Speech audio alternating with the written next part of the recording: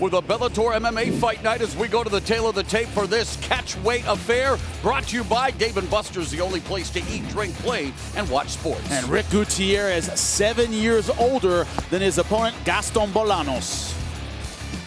With the official introductions, here's Michael C. Williams. Ladies and gentlemen, good evening and welcome to WinStar World Casino and Resort tonight. Bellator MMA is presented by Miller Lite. We kick off the prelims tonight inside the Bellator cage with 3 5-minute rounds and a catch weight of 150 pounds. And we introduce the blue corner first. At 5'8", weighing in 148.4 pounds. His professional record, 6 victories, just 1 defeat. He fights out of Colby, Kansas, presenting Rick the Gorilla Gutierrez. And across the cage, his adversary, fighting out of the red corner at 5'7", weighing in 151 pounds even. Early on in his professional career, he stands at 1-1, fighting out of Dublin, California, by way of Lima, Peru. Introducing Gaston, the Dream Killer Bolaños. In charge of the action, referee Jaron Villel. On my cue, gentlemen. Referee is Jaron Villel. 3 5-minute rounds at a catch weight of 150 pounds. Fighter, fight. Bellator MMA looking to make this a December to remember. Fight Clock brought to you by Miller Lite, the original light beer. Cheers, it's Miller time, and these two are wasting little time in engaging. Gutierrez taking advantage of the glove touch there. Yeah, Rick touch gloves and start unloading. Rick Gutierrez in the blue gloves. Gaston Bolaños in the red gloves, and Bolaños unloading the Muay Thai knee up the middle. Lets him back up, no problem. Nice. Straight right hand by Bolaños as he bangs away on Gutierrez. Easy takedown. Right into side control. Gutierrez trying to control posture. Kicking Bolaños off of him. Bolaños has a lot of faith in his stand-up. That's his specialty, his Muay Thai, his kickboxing. He's had chances to be on top in dominant position. He's let him go. Yeah, Bolaños racked up 7 knockouts in his first 8 Muay Thai fights, most of them coming by way of his signature spinning back elbow strike. One that gives John Jones a run for his money. Alexander Blencowe as well. Loves those spinning shots. Oh, and there it is, Jimmy, on cue! You know, walk-off knockout for Gaston Bolaños. Maybe he heard us, because right as we were talking about it, bang, spinning elbow right to the chin. Not often do you see a guy go face down forward like that. That was one and done. Gaston Bolaños, known as the Dream Killer, well, he just sent Rick Gutierrez to Dreamland. Yeah, beautiful shot, and if you see the timing on it, right on the jaw. That's the thing about those spinning shots. You want to catch him coming in. And that's what he did. And here is this highlight reel knockout, courtesy Blackheart Premium Spiced Rum Replay. The bold 93 proof rum that's edgy to the core. And look at Gutierrez coming in, and bang, the short shot takes him out.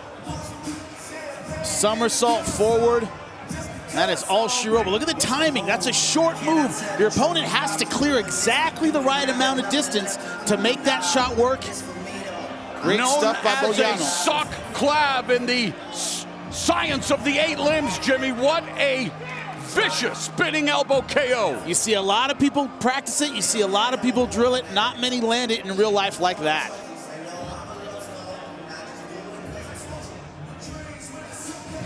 Let's make it official with Michael C. Williams.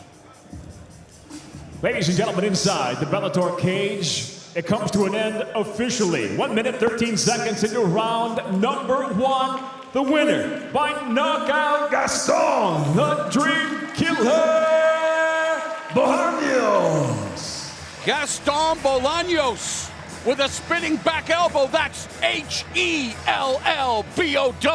Let's go to the tail of the tape for our next contest in the Bellator MMA lightweight division. It's brought to you by Dave & Buster's, the only place to eat, drink, play, and watch sports. And look at the 7-inch reach advantage for Nalo over Alec Williams.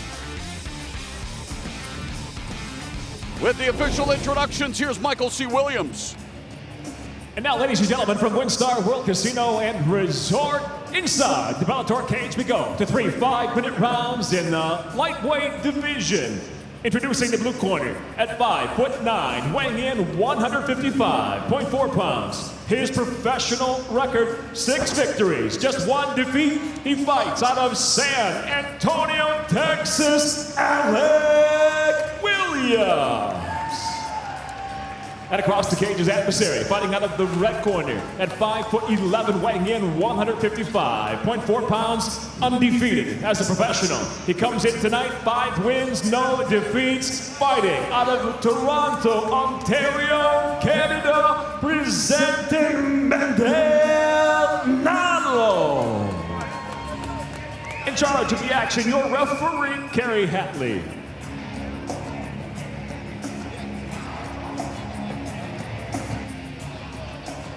Kerry Hatley, the man assigned to oversee this lightweight matchup. Scheduled for 3 5-minute rounds. Ready? Let's go to war.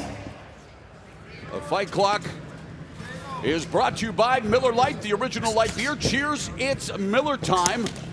Making his Bellator debut, Mendel Nalo in the red gloves. Alec Williams in his first Bellator fight is in the blue gloves, and Jimmy Nalo in his Bellator debut, well, the fighter from the 6 is a 6-fight win, and it's over just like that for the second straight fight. A lightning quick stoppage. Head kick, power side right to the head. He had landed it before, and Williams had kind of smiled and shrugged it off. Not that one, my friend. And his previous knockout win was via head kick. Let's go to the replay.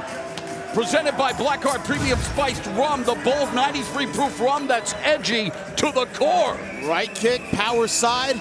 Hand is up, but not high enough to block. Wasn't quite far enough back. In just 18 seconds, this fight went from 0 to 100 real quick with Mendel Nalo. Talk about making an impression. And look at the drop here. That's why you got the stoppage. He recovered quickly, sat up fast. But if you look at the drop when he lands, his eyes are up, doesn't know where it is. He hits and kind of wakes up again. But that drop is why the fight was stopped. And there's vaunted trainer Firas Zahabi. Nalo trains at the famed TriStar Gym in Montreal, home to Bellator MMA welterweight title challenger Rory McDonald and UFC middleweight champ George St. Pierre. So many other great athletes. He just tied for the 9th quickest knockout in Bellator MMA history. That's a way to announce yourself in the division. 155 just has another young gun coming up through it. Thank you so much. It's a Shark Tank already. Let's go to Michael C. Williams for the official announcement. Ladies and gentlemen, inside the Bellator cage, it comes to an end. 18 seconds into round number 1. The winner by TKO, Mendel Nalo. Mendel Nalo now 6-0 with 2 head kick KOs and 4 submissions. What a start to his MMA career. 2 highlight reel finishes to begin the proceedings as we go to the tail of the tape for our next contest. It's brought to you by Dave & Buster's, the only place to eat, drink, play, and watch sports. And Jordan Howard 10-3 to Brandon Phillips 6-3. Jordan Howard, a bit more experienced. Well, these things happen in threes, so let's see what happens this time around. Let's go to Michael C. Williams. You jinxed it. Thanks, buddy. Thanks. Bellator MMA tonight presented by Miller Lite. Now moves to the bantamweight division, set for 3 5-minute rounds. Introducing the blue corner at 5'6", weighing in 135 pounds even. His professional record: 6 wins, 3 losses. Fighting out of Oklahoma City, Oklahoma, Brandon the Phillips. And across the cage, his adversary, fighting out of the red corner at 5'9", weighing in 134.7. His professional record: 10 victories, 3 defeats. By way of St. Louis, he fights out of Jefferson City, Missouri, presenting Jordan Howard. away. In charge of the action, your referee, Jason Herzog. All right, Jason Herzog set to referee this bantamweight battle. Round, fight, you ready? Fight, you ready? Fight! Fight clock brought to you by Miller Lite, the original light beer. Cheers, it's Miller time. Brandon Phillips in the blue gloves, Jordan Howard in the red gloves. Jimmy, it was here at WinStar World Casino and Resort back in October that Darian Caldwell became the new Bellator MMA bantamweight champion. Howard and Phillips love to work their way into an opportunity at one day vying for that crown. And it's one of those things where that trifecta of Joe Warren, Eduardo Dantas, Marcos Galvão, you know, Dantas kind of rose above that, became the undisputed champ, and then Caldwell takes it from him. There's room for that young blood at 135. I think there definitely is. We're going to see Marcos Galvão in action here on the prelims. He will welcome Sam Sicilia, the UFC vet, to the Bellator MMA cage in a featherweight fight.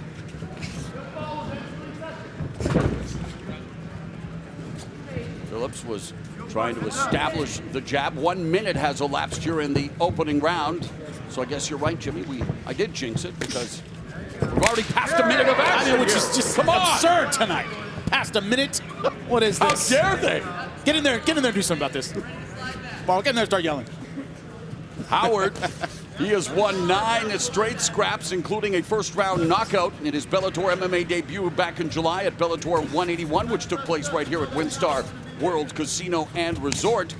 And Phillips, while he's trying to stop a 2-fight losing streak, he was defeated by A.J. McKee in his last fight at Bellator 171, which took place at the beginning of the year in January.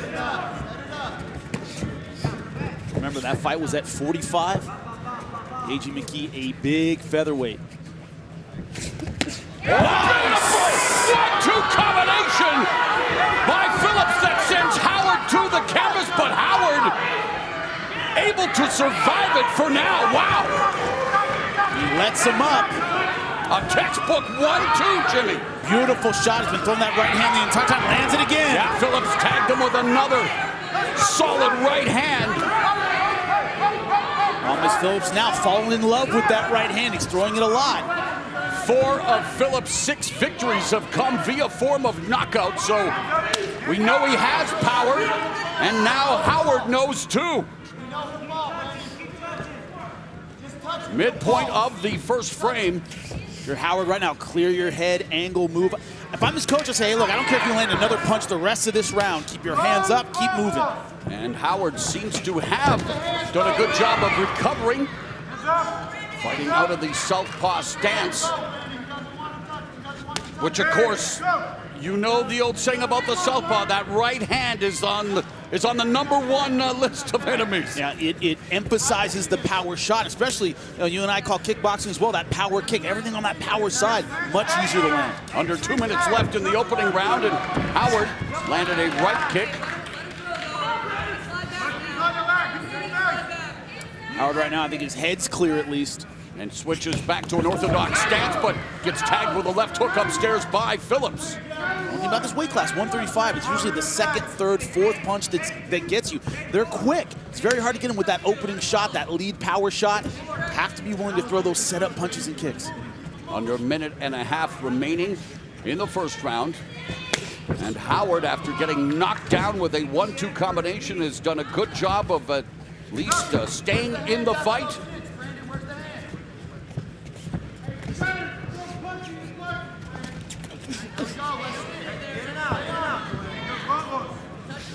Back to a southpaw stance for Howard. 1 minute left in the round. Beautiful inside low kick and an outside low kick by Phillips. Taking advantage of that lead leg in the opposite stance. Leg very, very vulnerable. Phillips landing a right uppercut. Or excuse me, that was Howard that landed the right uppercut on Phillips. Now, Howard beginning to try to work the jab, using that footwork, but again, he checked that kick on the inside. You know, we've seen Howard recover. I think he's cleared the cobwebs a bit. We haven't found the range where I've said, man, he's really comfortable here. He's been forced to fight on the outside. Phillips has kind of owned that real estate from the outside. He's been miraculous, a bit longer with his strikes. Howard needs to get inside and get something done.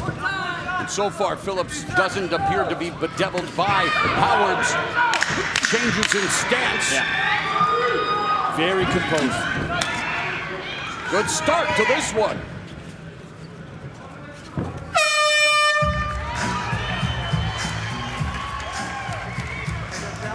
Look at it here, comes off the jab. There's a 1, and then bang, a 2 right on the jaw. Interesting choice. Phillips follows him to the ground and immediately lets him up. The problem with that delay is it lets you clear the cobwebs. Great shot. But you see by the angling, the footwork, Howard was aware. He was there, but he was moving. He could see the punches coming. Both legs are hurt. Knocked him down, but I think he cleared up pretty quickly. So for the first time on the prelims tonight, we do see round number 2. Fight. It's Jordan Howard in the red gloves, Brandon Phillips in the blue gloves. Phillips scored the knockdown in the opening round, and Jimmy, for the first time tonight, I get to ask you how you scored it on your unofficial scorecard. Only question is whether or not it's a 10-9 or a 10-8. With the knockdown, he landed some accurate strikes. I'll go with 10-8, just to the loosening up of the 10-8 rules, just see if any judges agree with me. Definitely Phillips' round should matter of whether it's 10-8 or 10-9. Another inside low kick by Brandon Phillips, and that one may have jingled the bells of Jordan Howard. I always wonder how which metaphor you're going to use. I wait with well, it's bated December. breath. It's December. Thank you. Seasonally appropriate. That's what it is. It's all about that, Jim. You don't understand the work that goes in, fans. Oh, there it to is. Mauro Manello's comments My about goodness. testicular destruction. There it is. Bang! A little testicular fortitude being shown by Jordan. Bells jingling.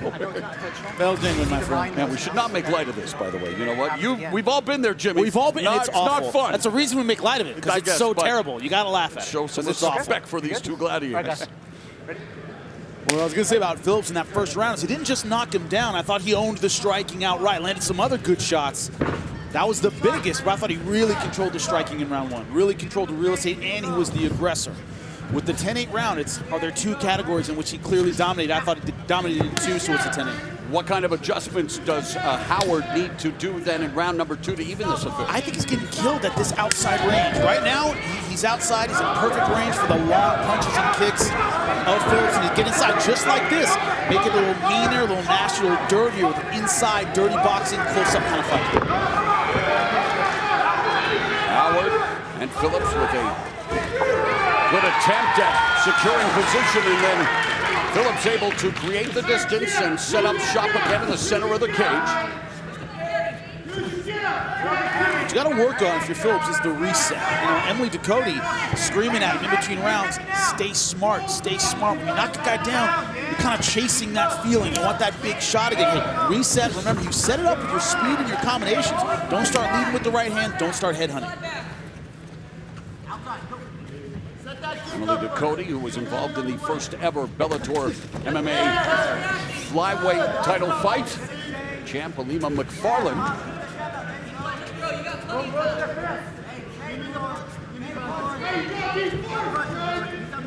Phillips, again, just working the jab, but Howard staying out of reach. You know what I like about the jab of Phillips is he's using it whether or not he's facing southpaw or orthodox. Whether he switch stances or not, he's staying committed to the jab. A lot of fighters don't when their opponent switches stance.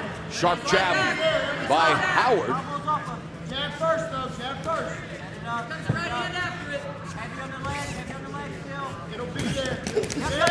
Nice. Phillips getting the best of that exchange. What we've seen less of in this round, too, is the leg kick. Hasn't really attacked the leg or the body with that power side. Part of that can be fatigue. That leg gets heavy getting in around 2. Just past the halfway point of the second round. Tell him to keep his hands balled up. Doesn't want him extending the fingers.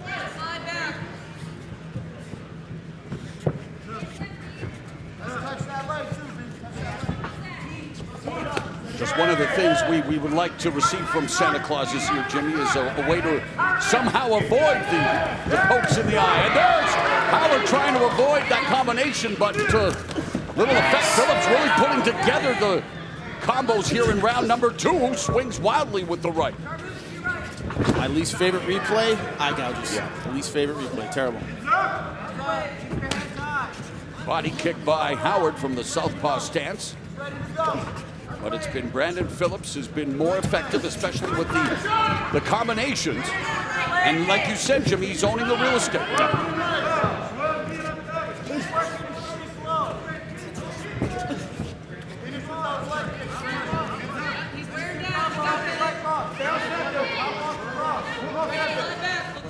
Looks like Brandon Phillips trying to bait Howard so he can counter strike. One thing is that Howard so far in this fight has been just a half a step slower than Brandon Phillips. The problem is 135, full of fast fighters. You have to have a game plan for when you're not the faster guy.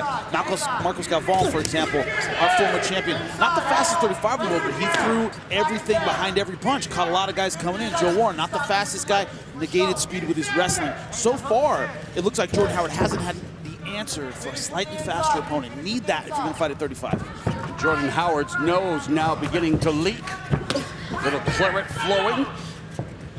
Under 30 seconds left in the second round.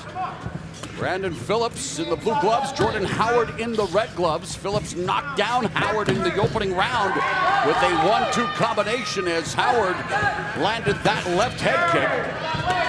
You know, what you ask Howard, if I'm his corner man going into this round 3, is it good enough to be in it? Because you're in it, but you're not winning this fight. All right, show me you want to do more than just be in it in this third round.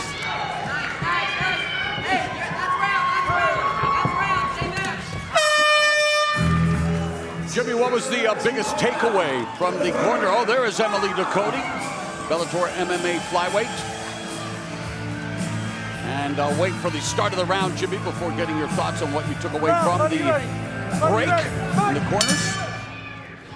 The tactical advice to Howard wasn't bad from his coach. I mean, I agree with what he's saying about when to catch him in combination. I agree that he needs a knockout, and he told him that, but I didn't get that sense of urgency. Hey, what did you come out here to do? Go out there and do it, son. I didn't really get that. And he wants him to stop doing this, right. Circling to the left. Exactly, circling right into the power side. The tactical advice was sound. Well, I throw in a little bit more, hey, you are down 2 rounds to none. May have been a 10-8 in round 1. Knock this dude's head into the third row. Sharp jab splits the guard for Brandon Phillips. Another jab.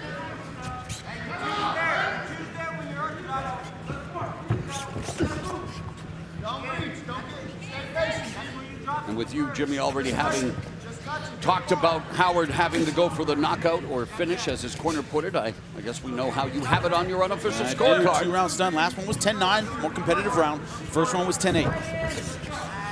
What do you like most about Brandon Phillips' performance tonight thus far? I like the way he's controlling range on the outside, doing a phenomenal job sticking with the jab, using that to set up the rest of his offense, mixing up kicks and punches. He tends to push a little bit. See him kind of running after his punches, needs to clean that up, and he's not always bringing that right hand back exactly where it should be. Lets it linger a little bit. That's going to catch him against some faster guys at 35. Phillips continues to tenderize the right leg of Jordan Howard. Wonder if it's going to reach the point where Howard will have to switch back to orthodox stance just to avoid the barrage of kicks to his lead leg from southpaw. You check that one.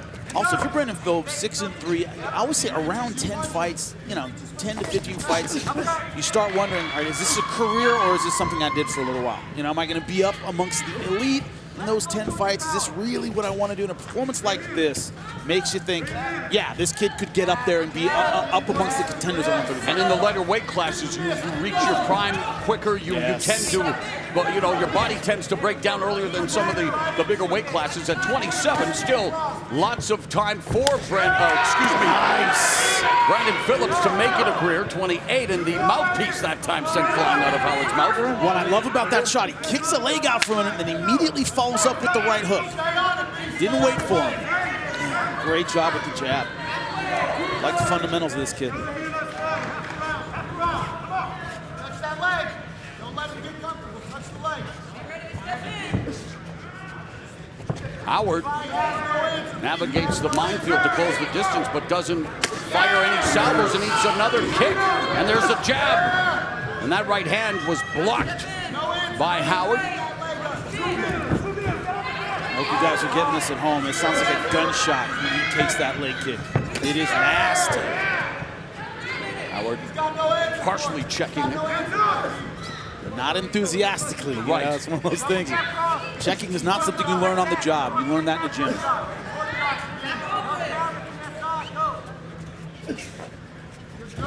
Howard back to well, again, just going back and forth and not having any success from either side.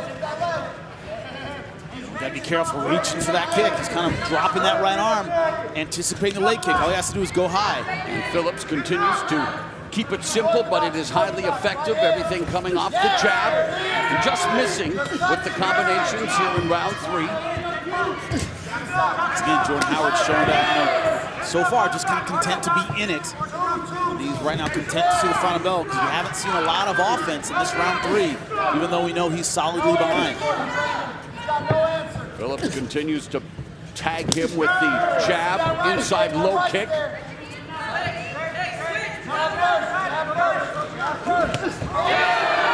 right hand. Good Phillips timing. continues to mark up the face of Jordan Howard.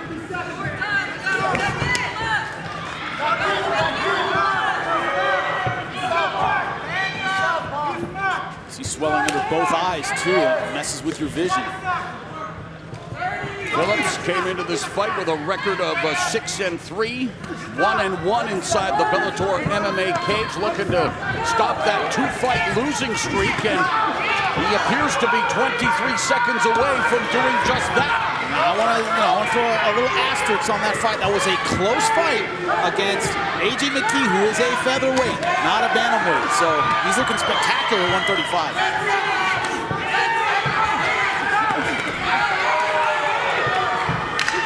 Phillips wants to close in style.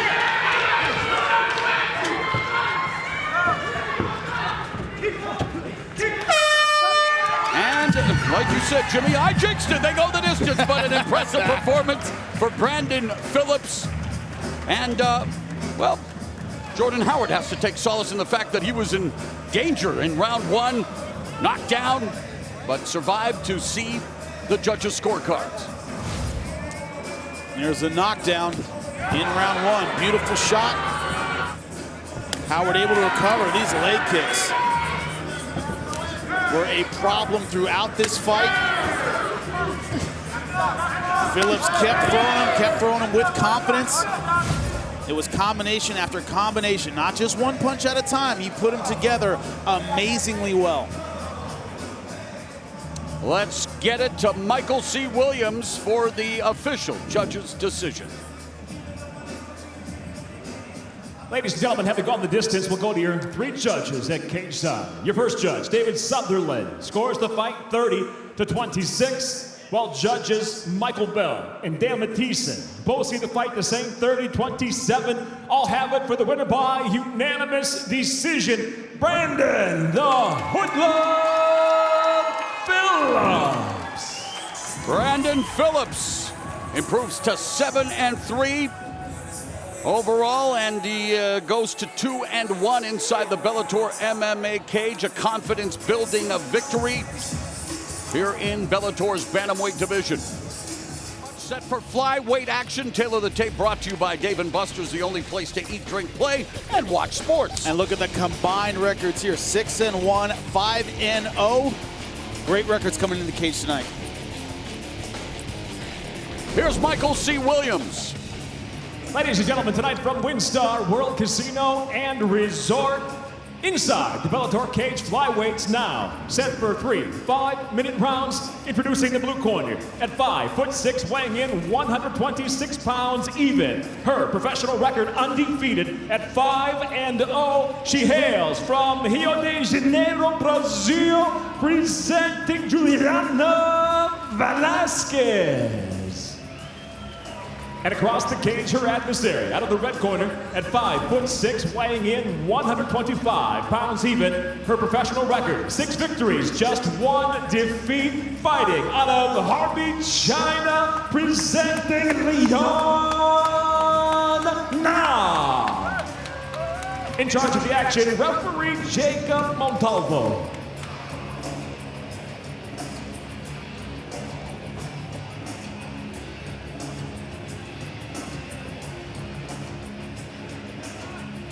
Fight, are you ready? You ready? Fight.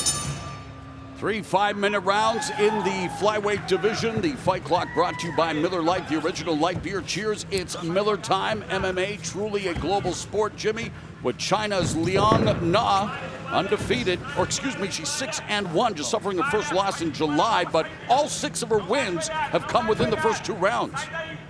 And Juliana Velasquez, out of Brazil, undefeated at 5-0.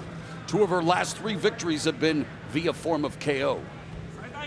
Right now in guillotine position, but she's not going for it, not really committing her hips. Now in the red gloves, Velasquez in the blue.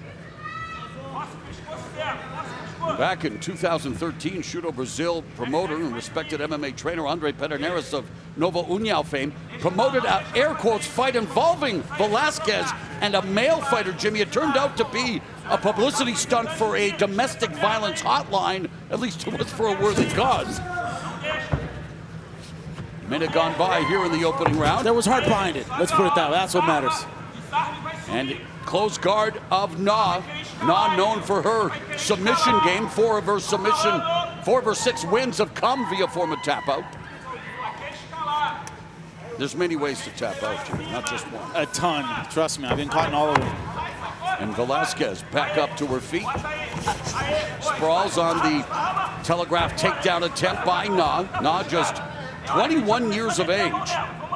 One thing you really see when they're in the cage here is Na's definitely the smaller fighter. Yeah, she started her career as a bantamweight, believe it or not. She's diving for these takedowns, way outside. Too easy to see that coming, especially against a bigger opponent.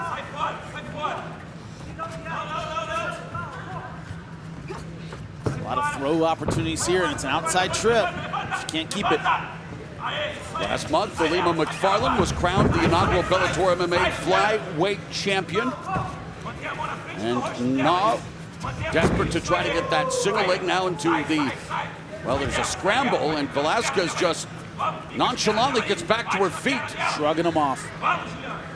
And Alima knows that as well. Very tricky ground game, but she commits more to the takedown. Na's been diving for it from the outside. Alima McFarland is willing to throw a bit to set up those takedowns. And of course, China emerging in mixed martial arts. I mean, everything in China right now, bigger, and everyone trying to get a piece of that proverbial pie. And it's good to see Liang Na in the Bellator MMA cage, but she secures a trip, but Velasquez doesn't seem to be in trouble, and Na's just telegraphing too much of her offense. But what's strange to me about Velasquez, she's not making her pay for all these attempts. Right. She's kind of shrugging them off and walking away. She's not throwing any strike. Now there she is. All those biding her time, I guess. Yeah, but all those takedown attempts were for free. You're right, and here now, full mount, dire situation for the smaller Na on the bottom, controlling Velasquez's posture. Last thing you want to do right now is control posture. You want to get out of there. You want to keep your mobility. Yeah, and Velasquez able to posture up, but Na trying to utilize the cage to escape. Dogged determination. Thinking leg lock, but it's tough to get. Her leg just isn't really that deep at the moment. Minute and a half left in the opening round. No panic on the face of Velasquez. Prelims action here on Bellator.com and the new Bellator app. Bellator 189 comes your way at 9 o'clock Eastern, accommodating with the Bellator MMA Women's Featherweight Championship match. Going for the heel hook. Oh, and nice right hand. Velasquez doing a good job putting pressure on that leg and making her pay. Nice one. Another good one. Ground and pound from Velasquez with less than a minute remaining in the first round. You see this kind of slow burn style. She didn't make her pay for all those takedown attempts, but now that she has her in good position, put a couple of big ones on her. Open guard of crucifix. Yes. Velasquez neutralizing the left arm of Na, dropping the ground and pound. Referee Montalvo on top of things. 30 seconds left in the round, and Velasquez looking to invite Na back to a stand-up position, it seems. Come on, let's fight. Time to decide. Do you want to jump on her and land more ground and pound, or do you want to let her up? She can take some leg kicks with her. Doing a little Sakuraba action. You heard of that guy? Kazushi Sakuraba, I believe. Going up the Blencowe fight. Yeah. Similar stuff. Not letting him up for free. Little Mauricio Shogun Hua action there from Velasquez. Just slight delay, they're cleaning up some ice. Speaking of, hand it up. Hey, don't want to make fun of my home country. I have to. Fellow Canadian, Julia Budd will be defending her Bellator MMA Featherweight Championship coming up in the main event of Bellator 189 later tonight on Spike, live and free.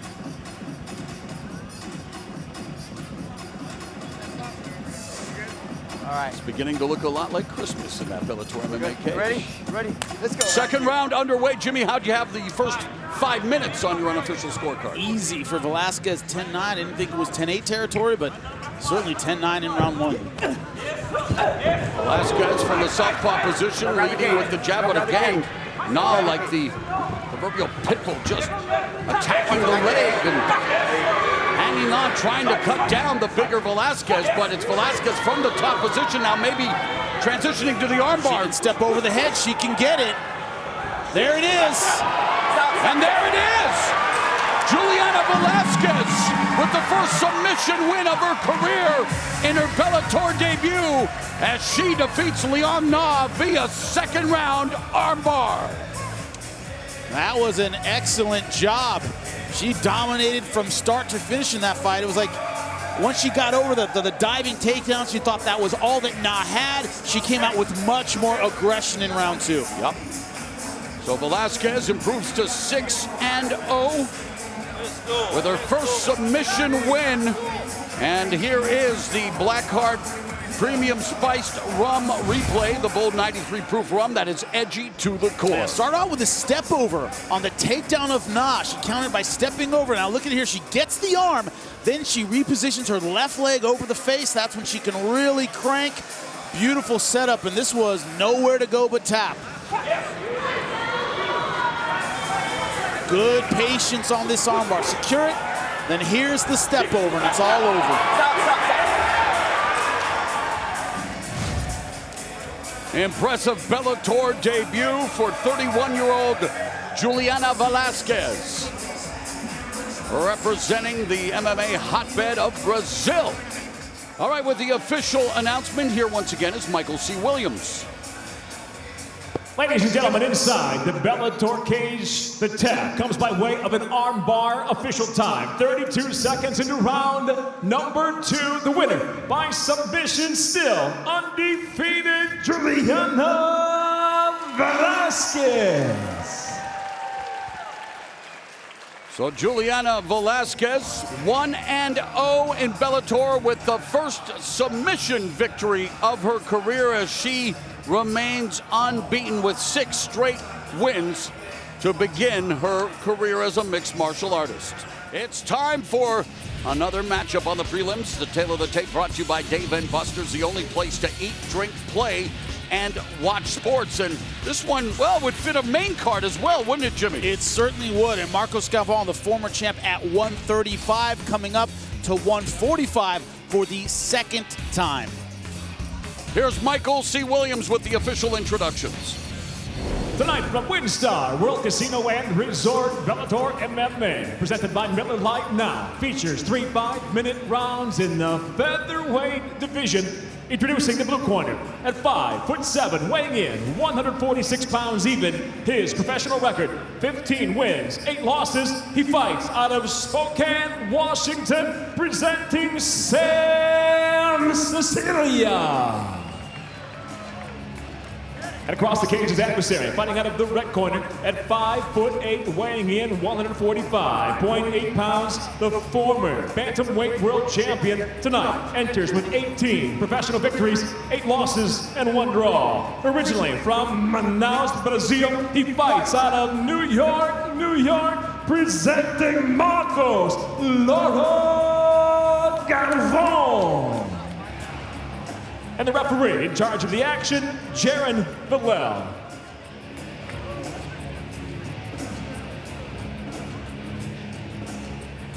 On my cue, gentlemen.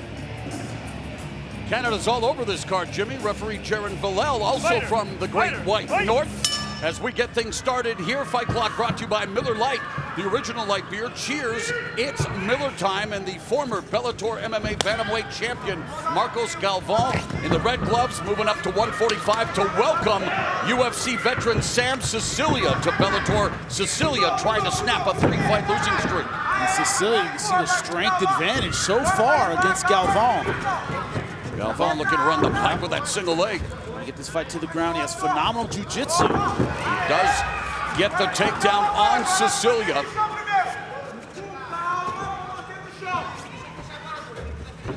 Galvão with just one submission win on his resume, 18-8 with one draw, but now working from the closed guard of Sam Sicilia. It's always been the thing about Galvão. He has great jiu-jitsu, but he tends to like to throw big punches rather than use it. But at 145, when he's the smaller guy, the punching power, there's going to be a big difference there. I think he needs to go to that kind of technique. Galvão 8-5 in the Bellator MMA cage with 2 knockouts and the lone submission on his resume. Has had a trying year. Went on a holiday to his native Brazil, came home and found that his savings were cleared and cleaned out of the safe. Started a GoFundMe page. Nearly $30,000 has been raised for Galvão and his wife. I know that Jose Aldo even donated the proceeds from a day of sales at his burger shop in Brazil. Galvão working from Sicilia's closed guard, but still able to deliver some ground and pound. Sicilia trying to shrimp his hips. He's got to keep that guard closed, work for the stall. He does not want Marcos Galvão getting dominant position on him. In Galvão's corner, Vitor Shaolin. Best jiu-jitsu fighters of all time, in my opinion. 3-time world champion. By the way, that lone submission win for Galvão came when he won the bantamweight title March 2015 against Joe Warren, but it was in his first defense, which came 15 months later, that he lost the belt to Eduardo Dantes. And he is coming off a win against Emmanuel Sanchez at featherweight, so for the second fight in a row competing at 145. Sanchez, obviously, he won that fight, but Sanchez is an absolute monster at 45, and Galvão was in it the entire time. He's got to watch out for these power strikes, though. Left hook by Galvão. Sicilia, who walks forward. Sicilia loves to stay in the pocket and throw bombs. Here's the difference. When you're used to backing people off at 135, you're used to your power being the equalizer. That's not going to be the case against these bigger guys at 145. Sicilia with a wrestling background. Really the classic wrestler boxer, loves to throw punches to set up his power double leg takedowns, but against Galvão, and you talk about Galvão's BJJ aptitude. Just wants to stay on the feet and just throw the strikes, land the big shots. Counter right hand by Sicilia. There's 1-2 by Sicilia. Those are power shots. He's not throwing any setup jabs.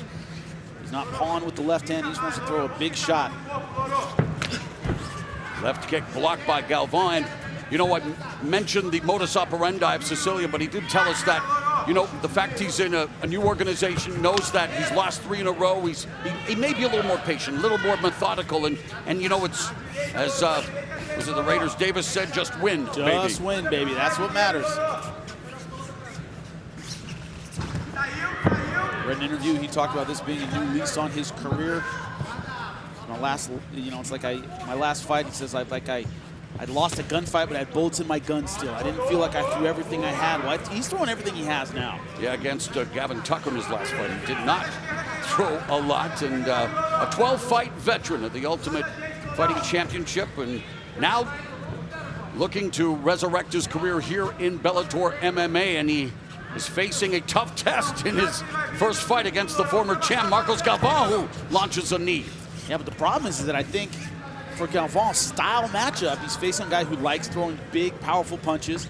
Galvão doesn't have the slickest takedown in the world. He's got to walk through some danger to get in close and get his takedown going. He's fighting a guy who's naturally a lot bigger. So I think style-wise, this matchup definitely favors Sicilia. The exchange spinning back kicks down the stretch as we head to the second round. Cecilia, helped by UFC vet Michael Chiesa in his corner. I can't have this go up or Referee Jaron Villel making sure that Marcos Galvan doesn't lead with his fingers open, or his hand open, or fist. And they touch. Gloves to begin round 2. How'd you have it in the first 5 minutes, Jimmy? 10-9 Cecilia. I thought he controlled the striking, moved forward a lot, landed some big punches. Galvan briefly got the takedown, but couldn't really advance to great position with it. The takedown defense by the wrestler Cecilia has already landed a couple of shots to Galvan's head here to kick off round number 2. That's a problem, is Galvan never had a really slick takedown. Cecilia landing effective counter shots as well, leading with the right cross. Cecilia's corner in between rounds said, put him away this round, you got him. And he's throwing punches with intentions of putting Galvan away. Right uppercut, right hook.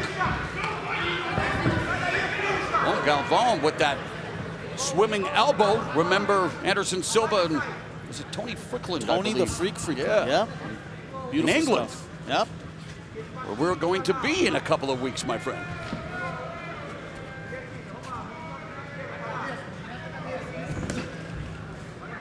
The problem is, I see on Galvan's side is he's never had the style to beat, bigger, stronger, more physical guys. He relies on his power punching ability. That's not going to be there at 145. One thing that doesn't really translate weight classes that often is punching power. The punch that drops a guy at 35 doesn't do it at 45. You have to change your style up a little bit. And so far, I don't see Galvan making those adjustments. He's fighting like he did at 35 against a much bigger guy. Galvan's compatriot, Patricio Pitbull, the current Bellator MMA featherweight champion.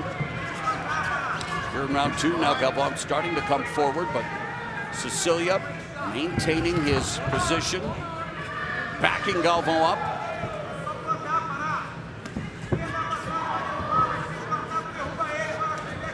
It's one thing that I always, when I talk about people going up and changing weight classes, power punchers generally don't change weight classes well. Speed is always good, accuracy is always good. Those are tools you always need, but guys who can knock you out at 35 can't always do it at 45, definitely not at 55. Left kick by Cecilia under the armpit of Galvan. Cecilia mixing up his attack. He's been in a defensive mode this second round. As we near the midpoint of the round and the fight. And Cecilia, so far, sticking to what he told us, he's going to bide his time, a little more methodical, a little more measured, Jimmy. But more effective than Galvan. He's sticking with it, and why shouldn't he? It's been working so far.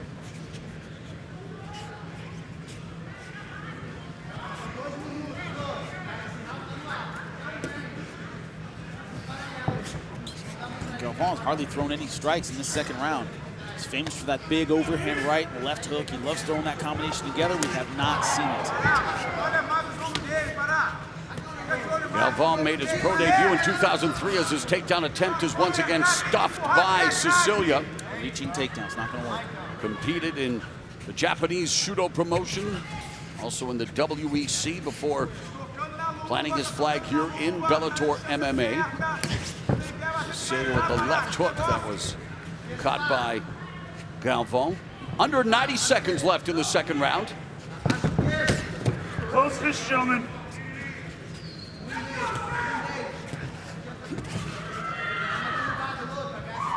Cecilia feinting, trying to get Galvan to commit. Cecilia very comfortable, but the counter strikes landed the right hand and the right uppercut.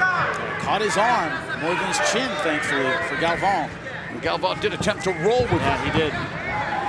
Under a minute left in the round. I haven't seen a way so far for Galvan to get back into this fight. He's got to somehow change it up.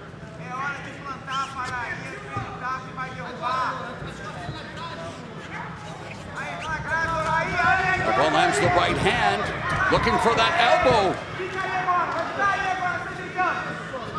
Of course, earlier tonight we saw Bolaños blasting a spinning back elbow to kick things off in scintillating fashion. Galvan runs the pipe, able to get Cecilia down, but Cecilia now in turtle position. Only 30 seconds left. I think Cecilia's in a position where he can hang out. Maybe kill the rest of the round and still win it. Back to his feet. Once again, maybe 35 is able to hold that guy down. 45 is not going to happen. We are through 10 minutes of action here in the Bellator MMA featherweight division.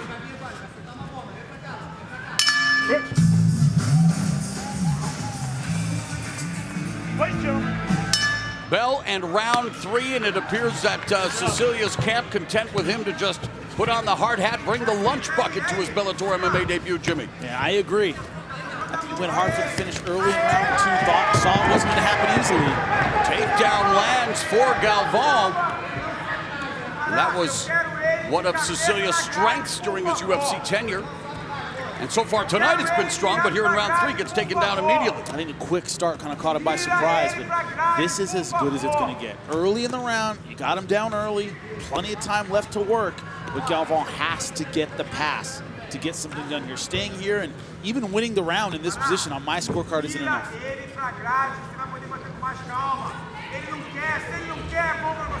Galvão working from Cecilia's close guard, peppering the body with the right hands. What's Cecilia's best path to escape? First off, you gotta stay tight. Does not want Marcos Galvão passing guard. It's worse staying here the whole round and just giving up the round rather than letting him pass and get down in position. Cecilia pops back up to a vertical base. He's pinned along the fence by Galvão. Galvão looking to take the back.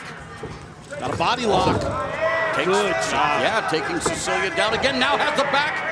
Has one of his hooks in, looking to put both hooks in on Cecilia. Cecilia has been submitted 4 times in his career.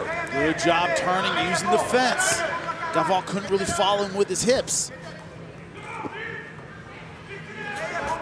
Good pressure from the top. But when we talk about that submission game, if you got it, now's the time to use it. Down 2 rounds to none. They are on the ground.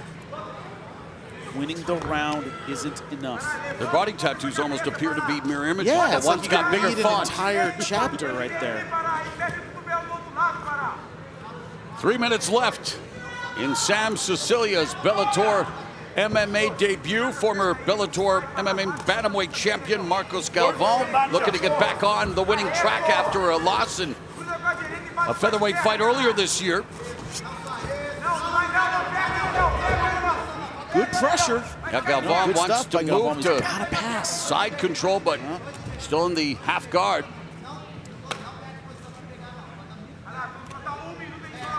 This is where you don't want to be, is late in the 3rd round, your opponent's banked 2. All he has to do is see the bell at the end of the round for you to lose. Really puts the pressure on Galvão because he needs to pass and submit. You roll regularly, Jimmy. We know the usual suspects when it comes to submissions in MMA, the rear naked choke, the armbar, guillotine, so many. Are there, from this position, are there other submissions that are available that we don't see enough of? A lot of leg locks and toe holds. Right from this position, you sit back and heel hook, you step over a knee bar, and ends up back in close guard. And of course, the devil's advocate will say then you do put yourself at risk as well. But he has to take those risks now. Yeah, when you're behind, there's just no choice. Yeah. Under 2 minutes left in the 3rd round. The Brazilian style is position before submission, and the problem is when you're down, you just got to go for it wherever you are. And again, Galvão trying to pass to side control, but Cecilia stingy in his defense, but Cecilia giving up his back again, looking for that standing switch. Wrestling escape. He creates distance with 1.5 minutes left in the fight. Popped right to his feet, wrist control. And he just popped Galvão with the right hand.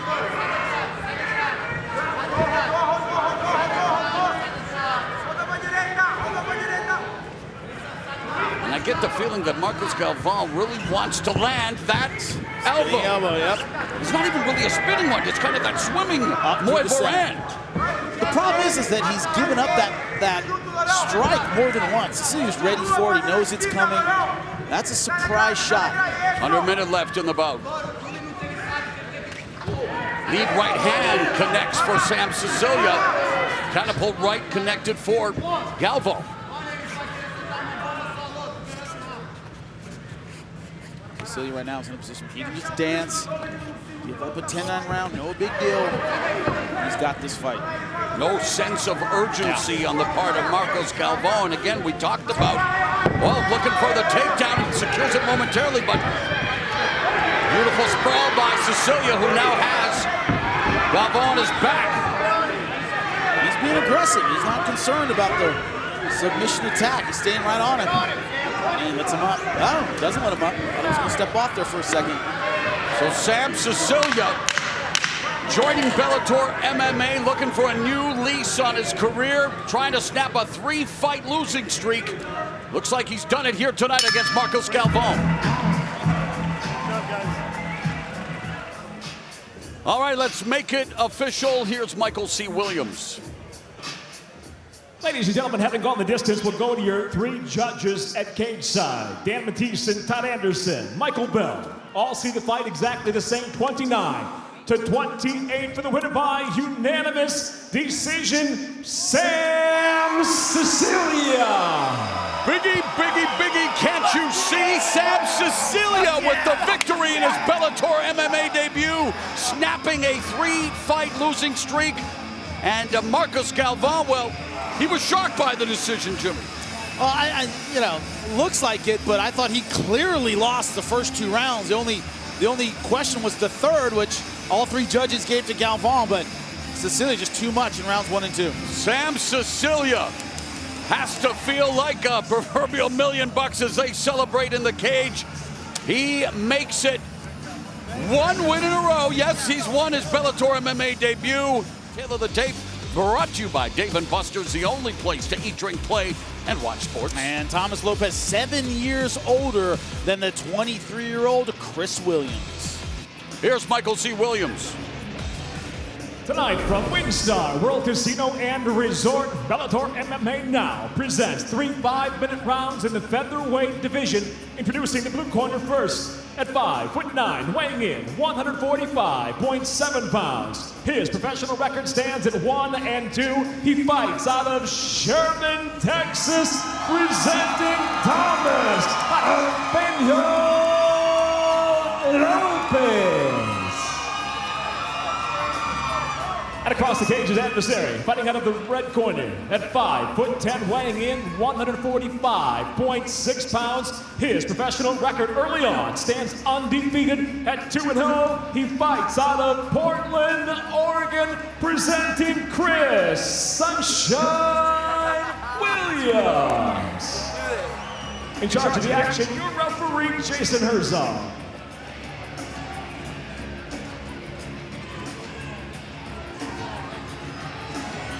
And we are set for action in the Bellator MMA featherweight division. Jason Herzog, the referee, about to give the signal. Buddy, you ready? Fight! Bell in round 1. Chris Sunshine Williams in the red gloves, making his Bellator debut undefeated at 3-0. Thomas Lopez in the blue gloves. He is 1 and 2 also. His first fight in the Bellator MMA cage. And the clock brought to you by Miller Lite, the original light beer. Cheers, it's Miller time. Chris Williams so far coming with a lot of confidence. Chin way high, walking forward. Williams is quite the character as he looks for the guillotine early. 2 submission wins already. Slips out. Jumps for the guillotine, couldn't get it. Now doing a triangle transition. Now armbar trying to isolate the right arm. Now going triangle. Pull the head down an angle. Lopez has lost via rear naked choke submission, and he is in danger here of being submitted by Chris Sunshine Williams.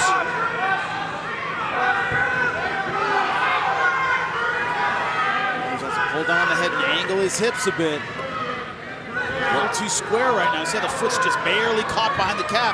He wants that deep.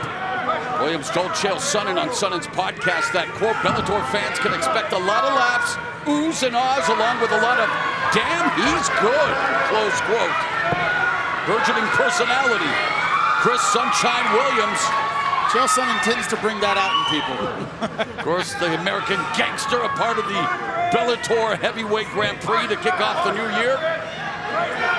Now he's in good position to finish. And that's it. Chris Williams, victorious in his Bellator debut, improving to 4-0 with his 3rd victory via submission. We take a look now at the Blackheart Premium spiced rum replay, the Bull 93 proof rum that is edgy to the core. Had a little trouble getting that arm across. And here he sits down on it, pulls on the head. This is all just squeeze, and there's a tap with the fingers. You saw it there. Right there, tap with the left fingers. Fingers of the left hand, and that is all she wrote. Good stuff by Chris Williams. Welcome to Bellator MMA, Chris Sunshine Williams out of Portland, Oregon. No way. Let's make it official with Michael C. Williams. Ladies and gentlemen, inside the Bellator cage, the tap comes by way of a triangle choke. Official time, 1 minute, 39 seconds into round number 1. The winner by submission still, undefeated Chris Sunshine Williams. The 23-year-old Chris Williams, big fan of Japanese anime. He says he watches an episode of Naruto every day, and no need to Google it, Jimmy. I already did. Naruto, a teenage ninja who wants to become the leader of his village. Well, Williams would love to one day become the leader of the Bellator featherweight village, and I think he's calling out James Gallagher right now. Good luck. He's going into a very deep division, so and the current Bellator. Here's the tale of the tape brought to you by Dave & Buster's, the only place to eat, drink, play, and watch sports. Look at that 9-1 of Adam Piccolotti. That one loss the last time he was in the Bellator cage against Goichi Yamauchi. Has he mentally recovered? Here with the official introductions is Michael C. Williams. Ladies and gentlemen, good evening and welcome. Tonight, live on Spike, Miller Lite presents Bellator MMA. From WinStar World Casino and Resort, the action begins now with 3 5-minute rounds brought to you by Dave & Buster's, the only place to eat, drink, play, and watch sports. And now, first introducing the blue corner, at 5'11", weighing in 160.6 pounds, his professional record near perfect, 9 wins, just 1 loss. He fights out of Half Moon Bay, California, presenting Adam the Bomb Piccolotti. And across the cage is adversary, fighting out of the red corner, at 5'11", weighing in 160.7 pounds as a professional. 18 victories, 4 defeats, fighting out of Derby, Kansas, presenting David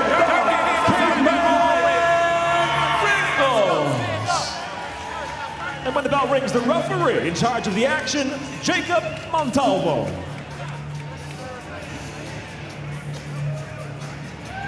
We're gonna get ready for round 1. We're getting ready for round 1. Are you ready? You ready? Fight!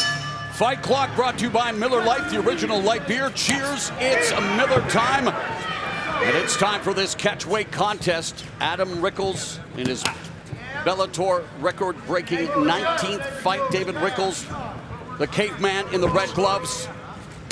Adam Piccolotti in the blue gloves. Piccolotti coming off his first career loss to Goichi Yamauchi. Rickles replacing the injured Derek Anderson. Rickles right now showing no respect, coming with his hands down, mugging a little bit against Piccolotti. I don't think he has a lot of respect for Piccolotti's stand-up. I know he respects his jiu-jitsu, doesn't necessarily respect his stand-up game. Double jab by Rickles. Rickles said as he goes, hey, I remember that first loss, and I think Piccolotti's going to come out strong, trying to kind of avenge that loss, and that's going to play right into my hands. But so far, Piccolotti fighting very smart. 6 of Rickles' 18 victories have come in the first round by knockout or submission. Piccolotti with an outside low kick that scores.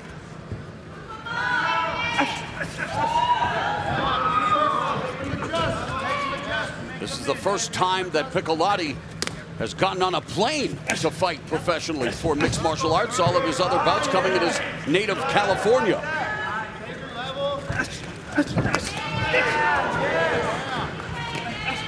Piccolotti starting to mix it up a little bit. Piccolotti has a 5-1 record in Bellator, including 3 submission wins. Nice check left hook there. Inside low kick by Piccolotti.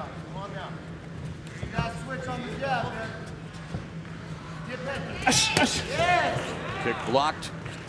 That right hand was it, as Rickles caught Piccolotti on the jaw with that right. Under 3 minutes remaining in the opening round. Again, Rickles taking this fight on 2 weeks' notice, hence the catch weight of 160 pounds. Rickles, a former lightweight title challenger, now competing at 170 pounds. One thing to keep in mind is he was ready for Brennan Ward. That fight fell through, and he said, when I got the call, I was still in shape from the last camp. He goes, it wasn't like I was getting a call out of the blue. I was ready, physically ready for this fight. Just past the midpoint of the first round. Lead left hook by Rickles lands. Counter those shots and go right down the pipe with straight punches. Got it right by Piccolotti. That's how Michael Chandler got around Caveman twice. Fast with the right hand. Got inside the punches of Caveman. Former lightweight champion Michael Chandler will return to action against the man who handed Piccolotti his first loss, Goichi Yamauchi. That's going to be a great fight. Coming up January 20th at the Forum in Los Angeles. Again, Piccolotti attacking the leg, but Rickles scoring with a combination upstairs. Piccolotti having real trouble right now, responding to this unorthodox kind of style. The hands out, the mugging. The caveman style. Exactly. Under 90 seconds remaining as Rickles just missed with the spinning back fist. And if you missed the prelims earlier tonight on Bellator.com, well, we have some scintillating spinning finishes coming up. We will show you highlights of what went down there. A lot of auditions on the prelims, I call them. Guys that looked good enough to get on this main card and compete. And one of those finishes already being retweeted thousands of times by the Sports Center Twitter handle as Rickles, treating Piccolotti like a Twitter troglodyte with that combination. Under a minute left now in the fight round. It's this unorthodox style. It's throwing Piccolotti off a little bit. Piccolotti staying tight, trying to find his opportunities, but hasn't quite gotten the timing of Caveman. Caveman's been exploding from funky angles. It's hard to time that style. Speaking of time, 30 seconds left in the first round.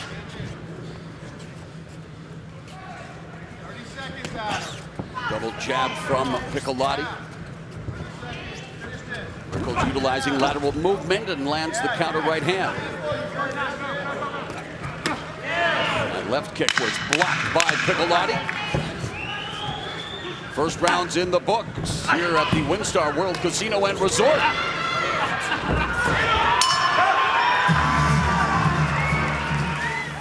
Download the all-new Bellator MMA Global app now and take Bellator wherever you go. Watch live prelims around the world and all TV cards with no delay by authenticating with your cable provider. You can also find the most updated schedule of events and detailed fighter info available now on iOS and Android.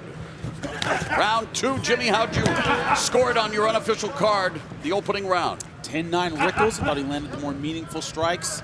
Took to the center of the cage. Piccolotti not able to get his ground game going. Piccolotti listening to his corner. They wanted level changes. He changes levels and secures the takedown early in round two. It's important. Rickles is no slouch on the ground either. He's back to his feet. Yeah, Rickles able to get right back to his feet. Good at what he calls his anti-jiu-jitsu. Just not getting caught and getting back to his feet. Very hard to catch. Rickles wrestled in high school, didn't really take it seriously. Actually, had some trials and tribulations as a teen. Started drinking. Was on his way to a wayward life, but like so many other combat sports athletes, combat sports saved his life. And now he's making history tonight in this, the 19th fight of his Bellator tenure.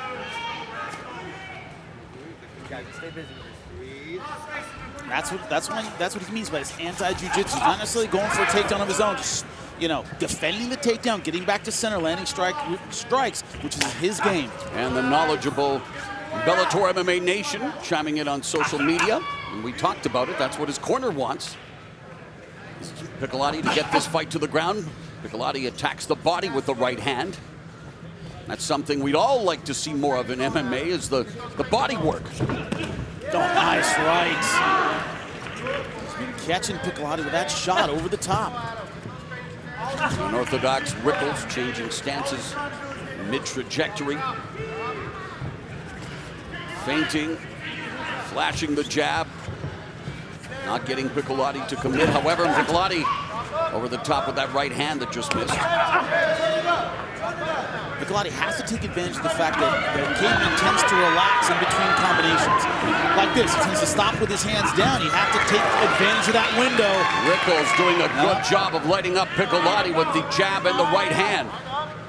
He hasn't turned it over that well. He hasn't really stunned Piccolotti with it. He's been landing that right hand throughout this fight. Left body kick by Rickles. You can feel his confidence growing as well. Caveman's a guy you got to give a reason to back up. You got to sting him enough to make him question his own offense. So far, Piccolotti has not done that. There from the southpaw stance, landed the left hand as Piccolotti turns the tables, and they pummel and jockey for position along the fence past the midpoint of the round in the cage, and Piccolotti secures the takedown in the close guard of Rickles. It takes a lot of pressure on the ground to keep Rickles in one place. Very, very difficult. Piccolotti began wrestling in the 6th grade, began training Brazilian Jiu-Jitsu 11 years ago, earned his black belt in December of 2012, so well-versed on the ground, but Rickles making it difficult for him from the bottom.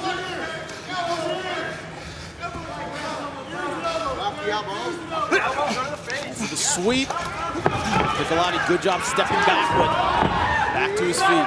Tenacious takedown attempt by Piccolotti, but runs out of real estate, and Rickles able to put his weight now on Piccolotti as we reach the 90-second mark left in the 2nd round.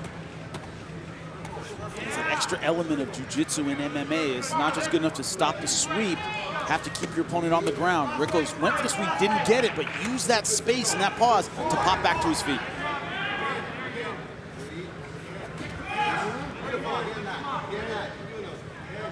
I'm telling you right now, what Piccolotti's doing here, going for this takedown over and over again, that is fatiguing. He's spending a lot of gas going for this takedown. A minute now remaining in the 2nd round, and stalemate along the fence. Which is just what Caveman wants. He wants a stalemate to get back here.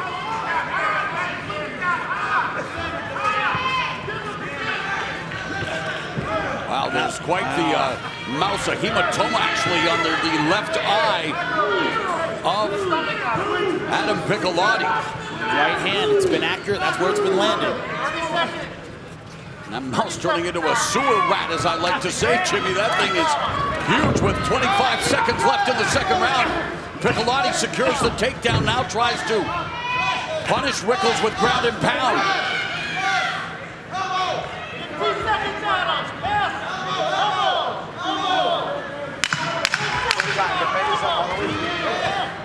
10 minutes have elapsed here in this catch-weight fight.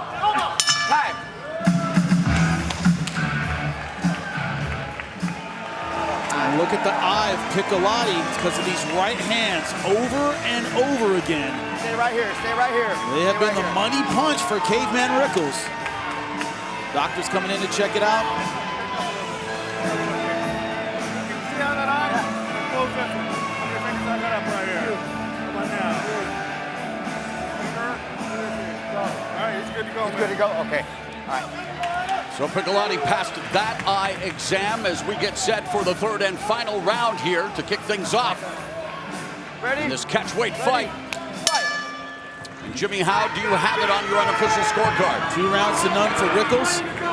Piccolotti got a couple takedowns in that 2nd round, wasn't able to advance position, wasn't able to do a whole lot with it. You see from that eye, Rickles has been doing damage throughout this fight. David Rickles in the red gloves, Adam Piccolotti in the blue gloves, and Rickles diversifying his attack, coming forward with punches upstairs and low kicks.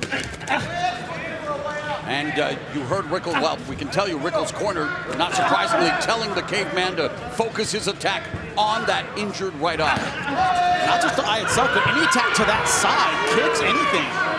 Piccolotti cannot see out of that left side very well. Take advantage, there it is. Hits that eye again with the right hand, but Piccolotti secures the takedown early in the 3rd round. Half butterfly guard by Rickles. We've seen him do a good job of getting back up to his feet. Piccolotti so desperate to keep pressure on Rickles. Rickles has never been submitted in his career. Comes in with a record of 18-4 with 2 no contests. Nice up kick by Rickles. Offensively from the bottom, does have a great triangle.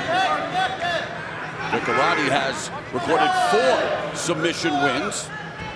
3 via rear naked choke and a neck crank, but it's from the back position. Rickles looking comfortable, and now Piccolotti trying to affect his breathing.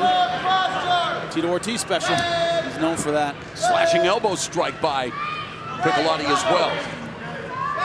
Now the question here strategically is, does Piccolotti believe he's down 2 rounds? Does he believe he needs a finish in this third round? I believe he does. But will he be content to stay on top, land, ground and pound, maybe win a round, or does he fight like he needs a finish? 3 minutes remaining in the fight. Rickles back up to his feet along the fence. Again, he took this fight on 2 weeks' notice, was preparing to face Brennan Ward. That fight fell through, and of course, Piccolotti originally supposed to face Derek Anderson. Lead right hand around the guard by Piccolotti, but then eats a couple of punches from Rickles. Good left hook by Rickles before Piccolotti was able to come in and clinch. 2.5 minutes remaining in this fight. Piccolotti trying to bounce back from his first career defeat.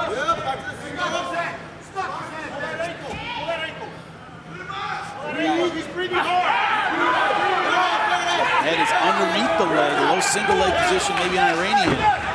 It's Iranian, looks up, trying to get the takedown, he gets it, but Caveman really holding on.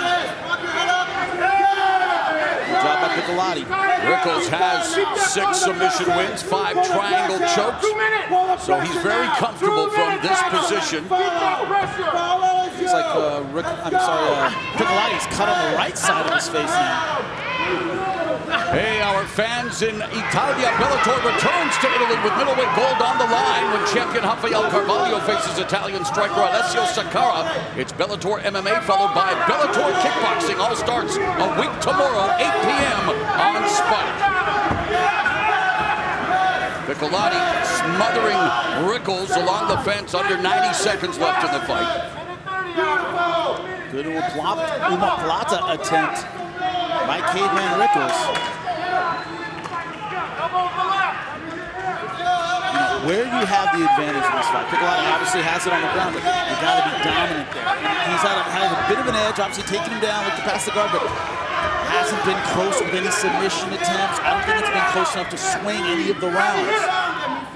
Tenacious, though, in top position. You're right, not the pressure. Elevator sweep attempt by Rickles from the butterfly guard, but you're right, Piccolotti has to do more in maximizing this position. As Rickles going to his bread and butter, the triangle choke with less than 30 seconds left in the fight. Second submission attempt from the bottom.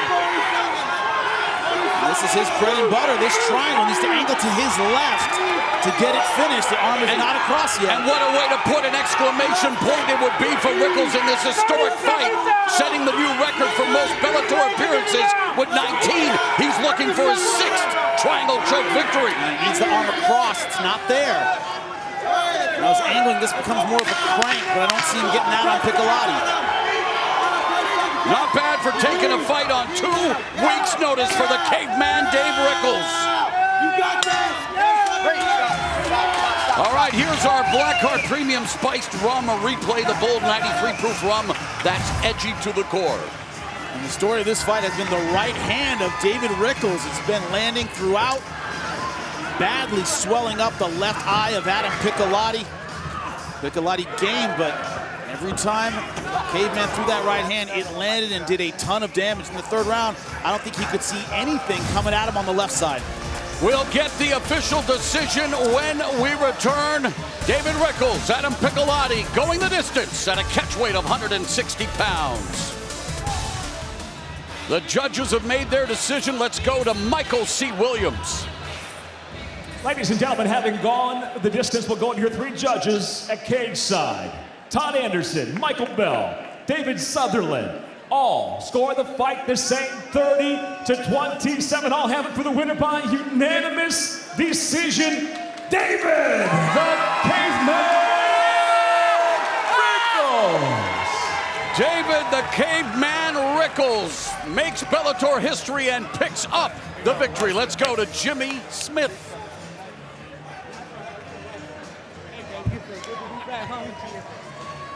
I'm here with the winner, David the Caveman Rickles.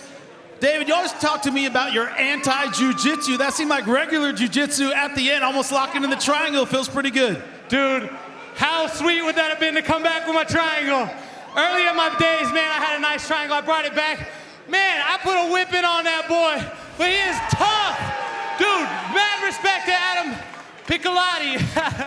he's a gangster, but guess what? I am the OG in this Bellator cage. You better come see me first. 18 wins, never backed out of a fight. I know you're proud of that. Every time you sign on the dotted line, you come to bang. How important was it to put on a show for this crowd? I show up short notice, any notice. You can find me in this Bellator cage till I die.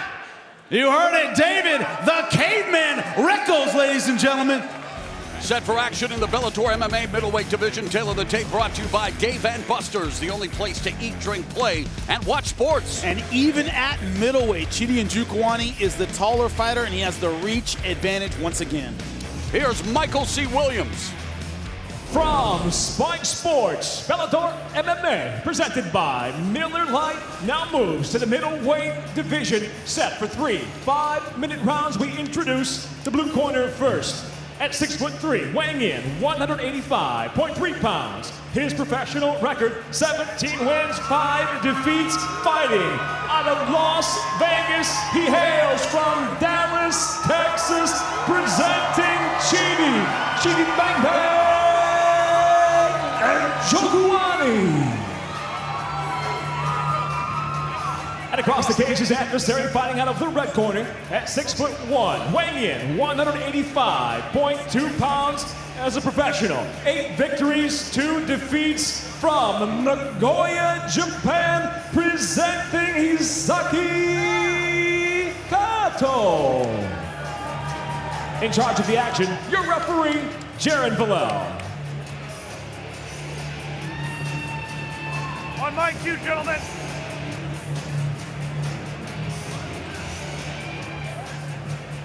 And we await the cue from a referee, Jaron Villel, to get this middleweight scrap started. Fight. The bell and round 1. Fight clock brought to you by Miller Lite, the original light beer. Cheers, it's Miller time. Kato in the red gloves and Njokuani in the blue gloves.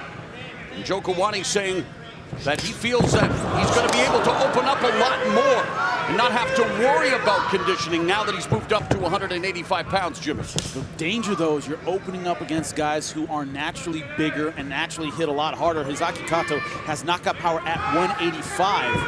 So you want to be careful opening up a little too much.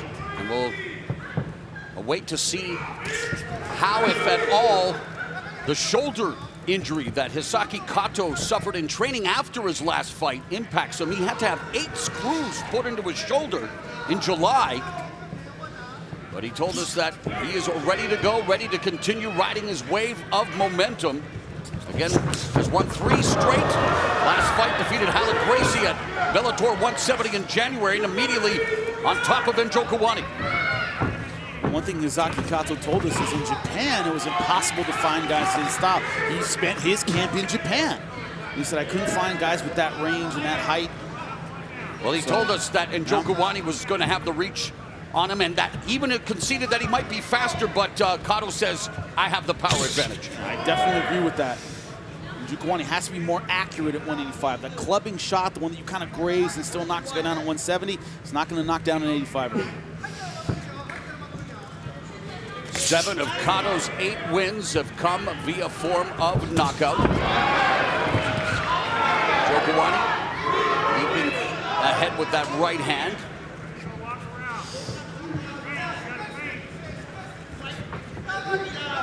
You see, You know, it's one of those things where you can tell when Hisaki Kato wasn't able to find partners like Njokuani in the gym. So what's he doing? He's seeing this for the first time. He's kind of reading and reacting. He wasn't able to simulate this style, so he's figuring it out as he goes along, starting a little bit slowly. It's like what Floyd Mayweather did in his exactly. legendary career, collect that data in the opening round, or 2 and 3 in his case, and then make it work for you. And Hisaki Kato, of course, a student of the game. Lost his father at a young age due to a car accident. His father was a judo teacher, and Hisaki Kato, a lifelong martial artist. Sneaks in the left uppercut, and now Njokuani with the top club momentarily, but Kato able to escape. Njokuani definitely took his speed with him, very, very quick. Cautious start as the inside low kick lands for Kato. Of course, you can be a part of the conversation on Twitter, hashtag Bellator 189. Tell us what you think of this middleweight matchup. Kato walking down Njokuani.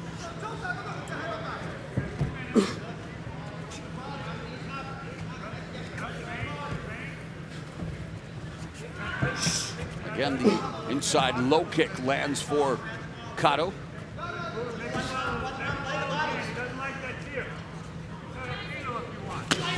Body kick.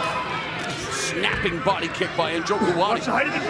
Minute and a half left in the round. Yeah, that's one of those, you block it, still hurts your arm. Doesn't matter what you block it with. Great power kick. Nice hook over the top, catching Kato coming in. The lead right hand that lands for Njokuani. Kato is realizing he can't win at distance, and he's taking risks to get in close. And a shotgun jab there from Njokuani out of the southpaw position. Final minute of the opening round. The Red King Rory McDonald will challenge current champion Douglas the Phenom Lima for the welterweight world title, plus Bellator's heavyweight world Grand Prix kicks off when Rampage Jackson takes on Chael Sonnen in the opening round, and former lightweight champ Iron Michael Chandler takes on Goichi Yamauchi. Bellator MMA, Saturday, January 20th, 9 p.m. live on the Paramount Network. Final 30 seconds of this getting to know you opening 5 minutes. The problem is that Hisaki Kato, you can tell, is kind of having to learn on the job. And so far, the round has gone in Njokuani's way because of that. You don't want to see something for the first time in the cage. You want to have dealt with it in camp. And he's kind of figuring out how to close distance on a tall, rangy opponent. He's doing it on the fly.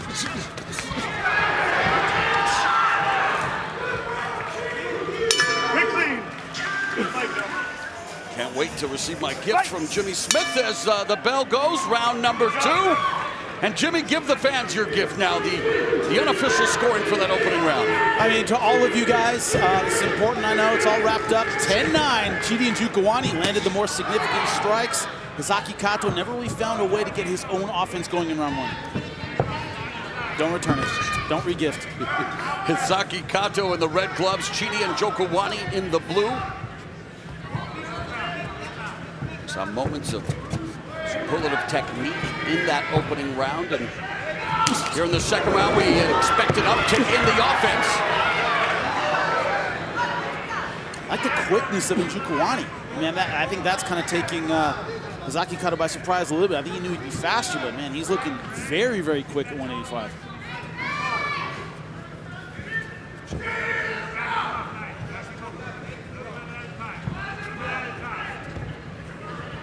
Njokuani told us that he didn't know too much about Kato, but what he saw, he knows that he brings some power, you can say that again, and always brings the fight.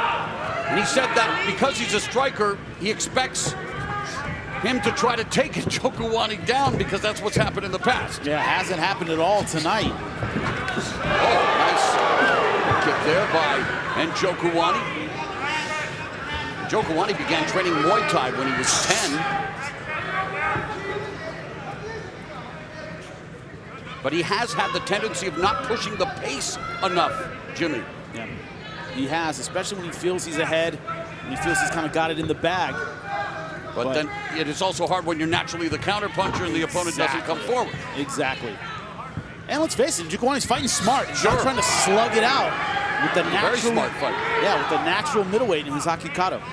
Stay to the outside, wait for him to come in, pick him apart on the outside. The rib kicks, the quick teeps like that, really effective in round one, negating the footwork offense of Kato. When Kato tried to come in and close distance, a lot of times that teep was waiting for him. I also like the fact that Njokuani attacked the body with the jab. There's a right hand, and Kato misses with a spinning back elbow. Nice knee to the rib cage by Njokuani. Beautiful stuff. That's the one time Hisaki Kato has gotten into clinch position, and what happened? Njokuani was able to turn him and push off, meaning not going to muscle me. It's not going to be easy once you get inside. And not taking anything away from what we've seen from Njokuani, and he's not going to make the excuses. But again, coming off serious shoulder surgery, 8 screws put in, you talk about not getting the sparring that maybe he wanted to prepare for a guy like Njokuani. Are you seeing those effects from Kato thus far, Jimmy? Well, he hasn't been throwing a whole lot, but I think it's been more a factor of not being able to get in the right range and position to do it. I haven't seen him throw, for example, a lot of rights and not very many lefts. I haven't seen him throw much of anything. Down the pipe for Njokuani. Hard to tell if it's a factor, but I haven't seen anything obvious that he's favoring it. Under 2 minutes left in the second round. Lead left hook and a couple of right hands from Njokuani. The clinch and the knee. And chitty bang bang is bringing it to Kato here in round 2. And every time he's done with his combinations, even in the clinch, he pushes off and he's out. He's not staying in the pocket, admiring his work against a hard puncher. Very important. Very tactically smart fight. And Njokuani continues to try to bedevil Kato with the switching of the stances. Hasn't even had to check the knee. He's just, the kick, he's just stepped back every time, and Kato hasn't been able to land it. Again, prior to the loss to Koreshkov in a catch-weight fight, Njokuani had been riding high. 9-fight unbeaten streak, so again, he has the skills. Once the bell goes, and he may have, pardon the pun, had a huge weight lifted off his back by moving up to middleweight. And I never, pardon the pun, Jim. No, of course, never. Are you kidding? That's your job. 45 seconds left here in round 2. You're known for him. But another thing, you talk about a weight cut, especially when he's missed weight consistently, starts costing you a lot of money. Half of your camp, you're worried about, about the weight cut more than you are that technique, that last spar. Let's get that last run. You have to admire Njokuani's technique here. The body kick, the right hand. Kato finally landed a left body kick of his own. But Njokuani appears to be getting more comfortable as this fight progresses. But Hisaki Kato hasn't given Njokuani any pause. He hasn't given him a reason to back up and stop throwing. Oh, Njokuani lands the jab again as we go to round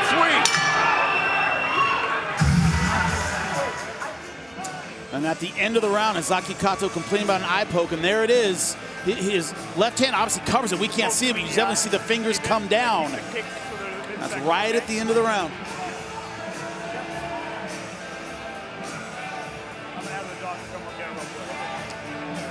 Doc, we have a poke in the eye, just a quick check.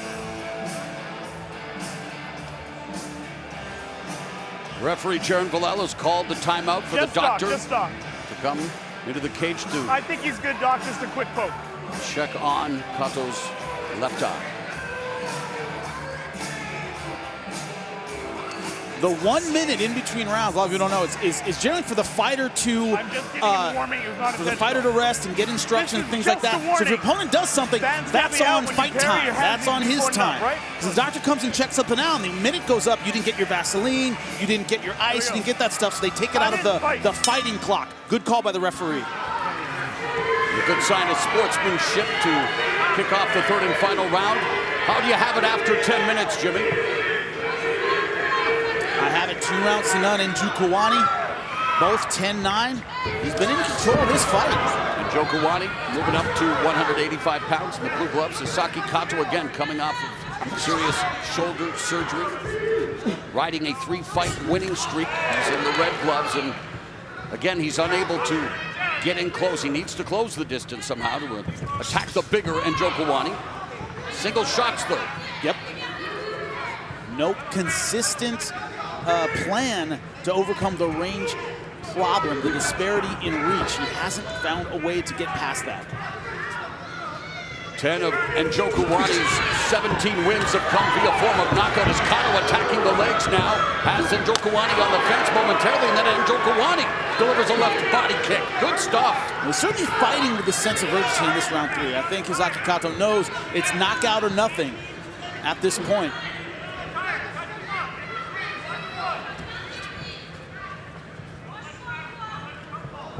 Cotto needing to solve the riddle of Chidi and Njokuani.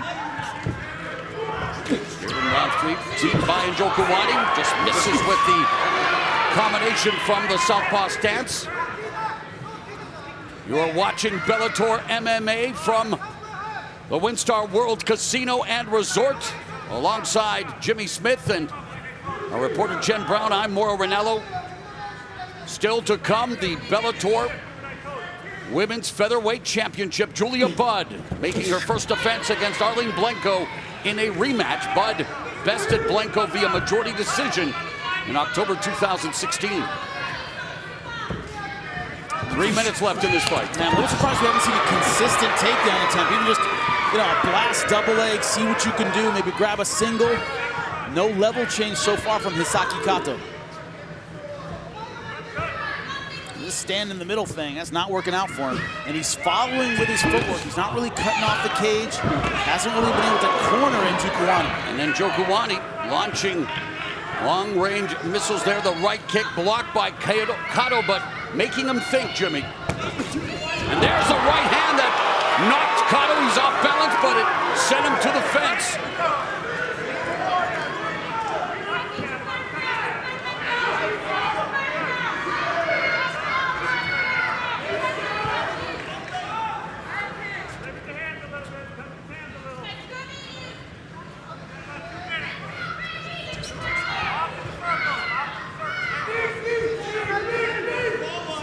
Far be it from me to question anyone's conditioning, Jimmy, but there's something about Cotto's body language tonight.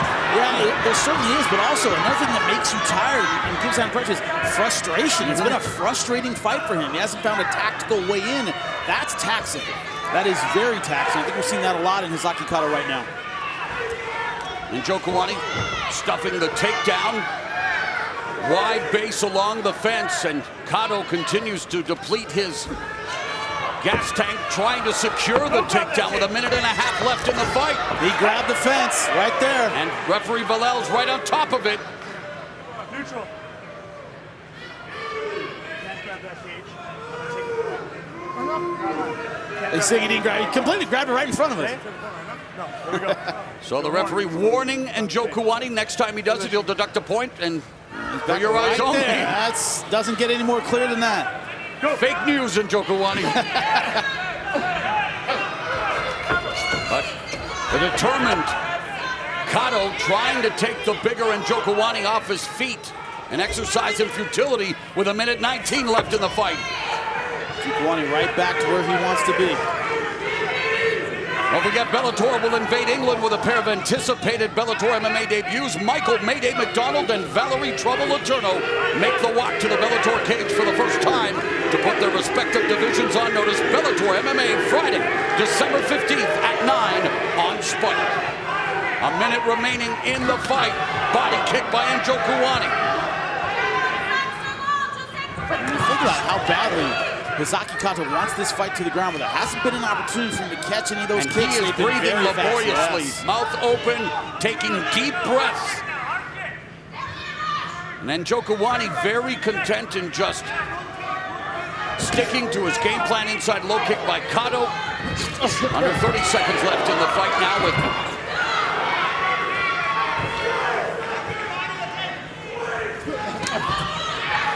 so perhaps after taking all those L's on the scale, Chidi and Njokuani stealing a glance at the clock.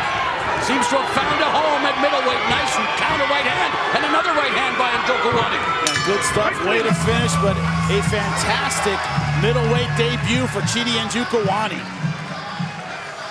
Here's our Blackheart Premium Spiced Rum replay. The bold 93 proof rum that's edgy to the core. And look at the Initial leg kicks by Hisaki Kato. That was about all the offense we would see in this fight. The rest was Chidi Njokuani taking over with his strikes. Great combinations in and out. Always catching Hisaki Kato coming in.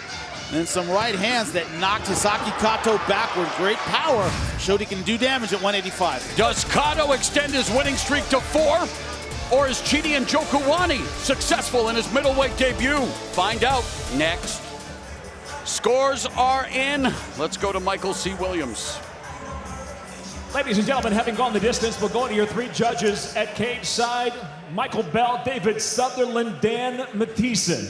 All see the fight exactly the same, 30-27. I'll have it for the winner by unanimous decision, Chidi Bang Bang and Njokuani. Chidi Njokuani, a successful 185-pound debut. Great sign of sportsmanship, but may have been a costly win as he seems to have injured his right foot.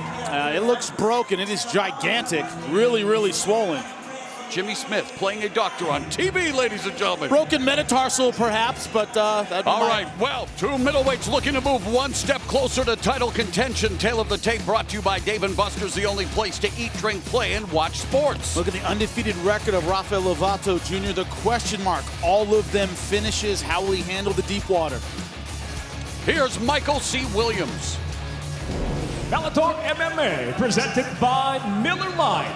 Now features tonight's co-main event, 3 5-minute rounds in the middleweight division. Brought to you by Spike Sports. We introduce the blue corner first. At 5'10", weighing in 185.3 pounds, nearly perfect as a professional. Tonight, he stands with 10 wins, just 1 defeat. He fights out of Fresno, California, Chris the Cut Honeycutt.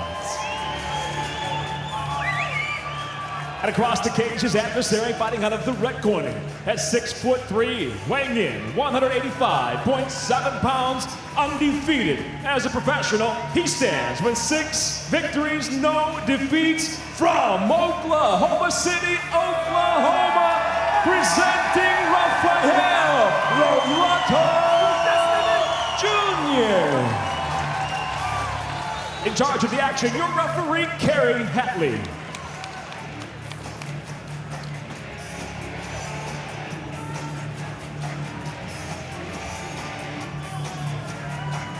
All right, gentlemen, this is where your hard work Third pays man off. in the Ready? cage is Kerry Hatley Bell, and round 1 fight clock brought to you by Miller Lite, the original light beer. Cheers, it's Miller time. Rafael Lovato Jr., the red gloves, Chris Honeycutt in the blue gloves, and we have talked about Lovato Jr.'s BJJ accolades, Jimmy, but before Brazilian Jiu-Jitsu, he boxed as a kid. Yeah, he did. He shows a lot of confidence in his stand-up. Honeycutt told me, he goes, I'm going to use my wrestling defensively, keep this fight on the feet. Wow, nice See if counter that's a right hand mistake. by Lovato Jr. Of course, Honeycutt moving out west to California as the Bellator MMA Nation getting in on the conversation on social media and definitely enjoying the exploits of Rafael Lovato Jr. 6 professional fights, 6 finishes, 2 via knockout, 4 via submission. And Honeycutt swimming in with the combination, moving out to California, working with the likes of Bob Cook and others from AKA. They've done a great job of taking world-class wrestlers and making them full-fledged mixed martial artists. Yeah, very dangerous strikers as well. Body kick by Lovato Jr. But when do you feel that heat around the corner and you get out? That's my question for Honeycutt. If he eats a couple, will he revert back to his takedown and risk the guard of Lovato Jr.? Honeycutt has 3 wins by first round knockout or submission on that 4-fight win streak.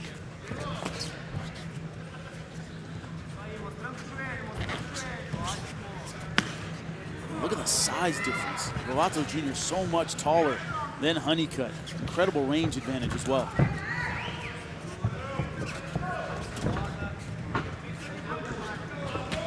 Body kick by Honeycutt off balance.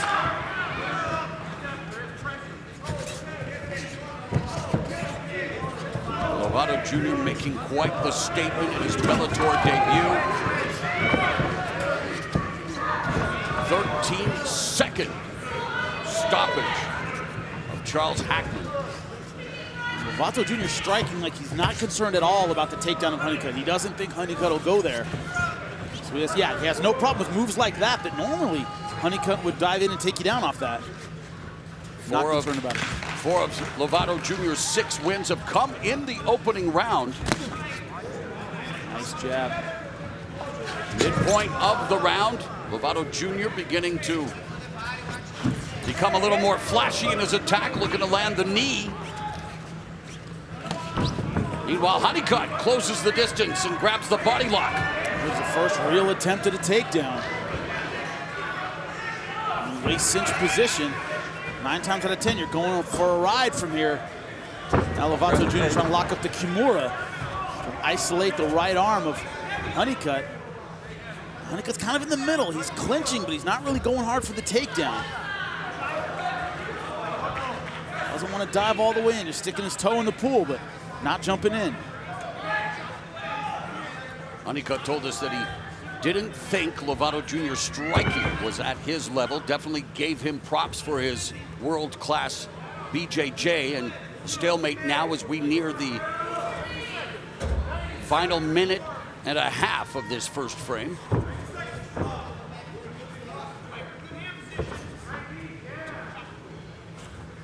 Now, what I was wondering about was, would Honeycutt go in here and use this basically as a dirty boxing position? You see Lovato Jr. trying to get that standing guillotine now.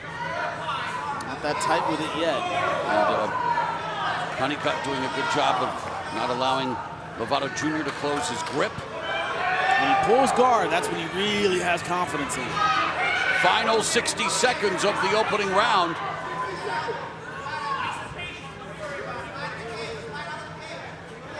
What is Lovato Jr. looking to do here, trying to secure that guillotine? Well, he's kind of in the middle. He's got to pull the head down.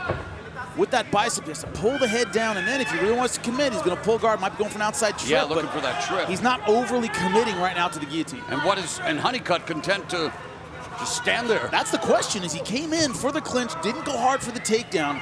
Seems content to stay in this position, but hasn't done a lot with it. Final 30 seconds of the round. Lovato Jr. continues to work for the standing guillotine chokehold, maybe looking for the takedown. Honeycutt finally trying to create separation, although he's just trying to take him down. Probably it would be better for him to exit like he just did.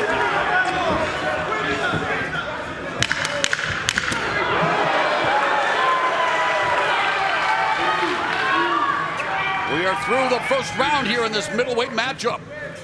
Stop. The Red King, Rory McDonald, will challenge current champion Douglas the Phenom Lima for the welterweight world title. Plus, Bellator's heavyweight world Grand Prix kicks off when Quinton Jackson takes on Chael Sonnen in the opening round, and former lightweight champion Michael Chandler takes on Goichi Yamauchi. Bellator MMA, Saturday, January 20th at 9 p.m. live on the Paramount Network. Get your tickets now at Bellator.com or the Arena box office as we begin round 2, and Rafael Lovato Jr. looking to light up Honeycutt like a Christmas tree. How do you have it after the first 5 minutes? First round, I gave 10-9 Lovato Jr. It's pretty much a kickboxing match. He bloodied the nose of Honeycutt. Thought he landed the more effective strikes. Just landed an effective right hand. Yep. And Crazy Bob Cook told Honeycutt between rounds, you need to land that big bomb. Give him something to worry about. Because right now, he's not really worried about the takedown. He doesn't feel that Honeycutt will commit to it. So make him worry about your overhand right. Very sound advice, but easier said than done. Lovato Jr. very comfortable in all facets of the game, and now at 34 years of age. 1 minute gone here in round 2. Still to come, the main event, the maiden voyage for Julia Budd as Bellator MMA Women's Featherweight Champion. She defends the title against Arlene Blencowe in a rematch, and again, as the Yankee Quipper once said, it's deja vu all over again, Jimmy. Yep. Over the back of the neck, pulling it down, but not pulling guard. It's that same kind of mid-stalemate position where he's not. Rafael Lovato Jr. isn't pulling guard and going hard for the guillotine, and Chris Honeycutt isn't going hard with the waist cinch trying to get the takedown. Remember, I said Yankee Quipper, not Clipper, ladies and gentlemen. No need to troll me on Twitter.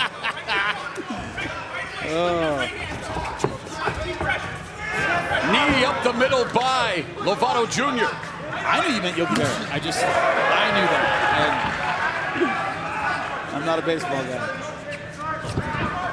Honeycutt trying to close the distance, secures the body lock, but again has had no success in taking Lovato Jr. down. Now the question to me is, in these positions where he's just holding on to the waist and kind of holding on to this waist cinch, Lovato Jr. is threatening with the guillotine. Now, in my eyes, if you're judging this, Lovato's being the aggressor. He's going for the guillotine. He's in a position trying to finish the fight more than Honeycutt is trying to go for the takedown. So as long as Lovato's going for the guillotine in those positions, I think judging-wise, he's getting the points, in my opinion. Lovato finally the changing of the level, and then Honeycutt taking Lovato Jr. down.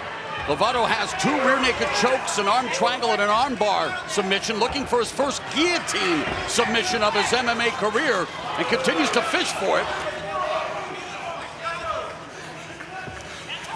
A black belt under the legendary Machado family, Jimmy. Yep, trains with Sanjay Ribeiro and Salo. Don't grab the Two of the biggest names of all time in the sport. Of course, his father a huge influence on his career as well. And Sanjay in his corner tonight. And for Lovato, he and his dad, the first American father-son Brazilian Jiu-Jitsu black belts.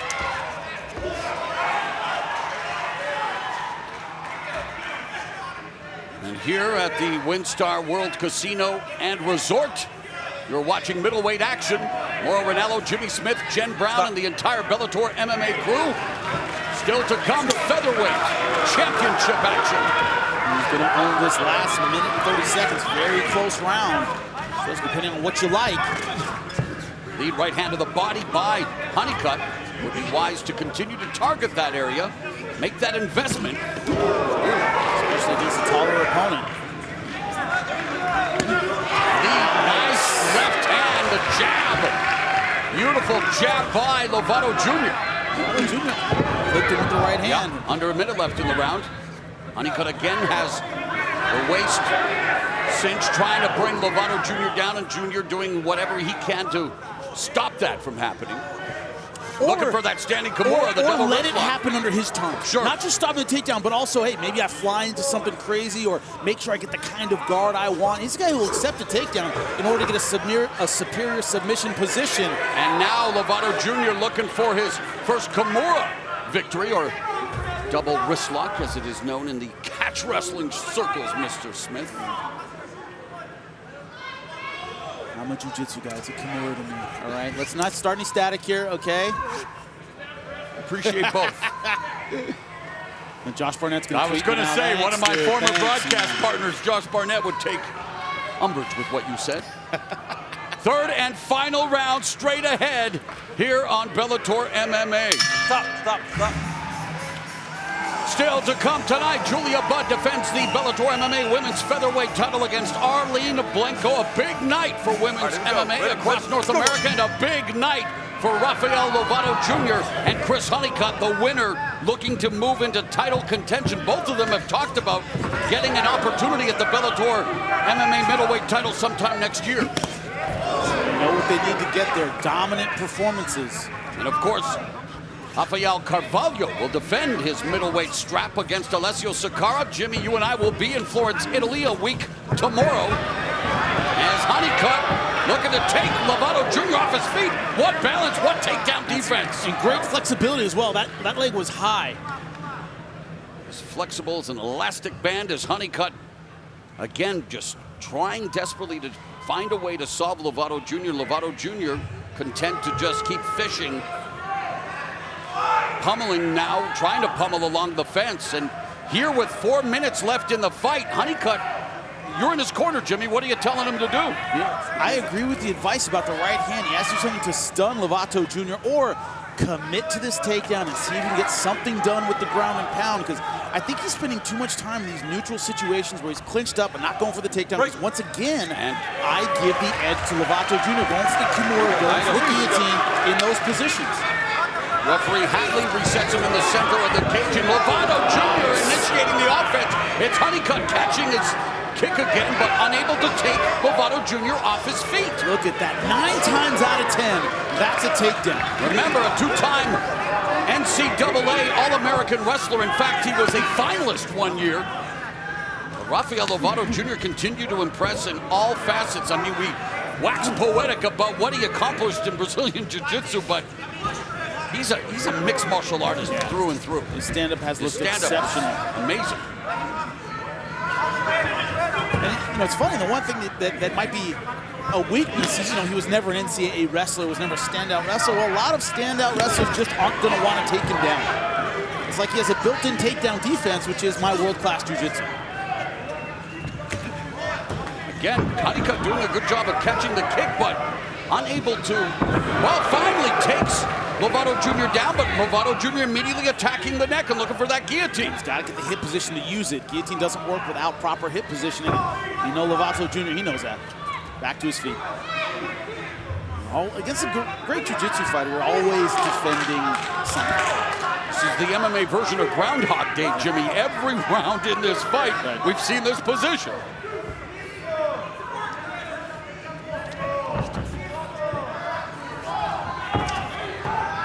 A little hip toss there. Body kick by Rafael Lovato Jr. Bellator MMA returns to Italy with middleweight gold on the line when champion Rafael Carvalho faces Italian striker Alessio Sakara, and Bellator MMA will be followed by Bellator Kickboxing. It's a doubleheader. Starts a week tomorrow, 8 p.m. on Spike. Now, I got to ask, Mark, you've called kickboxing in front of an Italian crowd. Yes, I have. Man, they are passionate. They're an about amazing kickboxing. They love it. MMA, kickboxing, they love it. Lovato Jr. would love to secure the takedown on Honeycutt. Can't keep him down. Final 90 seconds of the fight. Rafael Lovato Jr. looking to remain unbeaten. Chris Honeycutt looking to make a major move up the rankings. Now, so far, I have Lovato Jr. ahead in this fight. And if it goes the way it's been going and he manages to win, the statement he's making with this win is, I can go to the third round. I can go to, and we didn't know that before. And he wanted to face a high-level wrestler. He wanted this test, this next chapter in his growth as a mixed martial artist, and thus far, he's passing with flying colors. Yeah, I think so as well. The switch on the outside. It's a wrestling move, the switch, so Honeycutt knows how to counter this.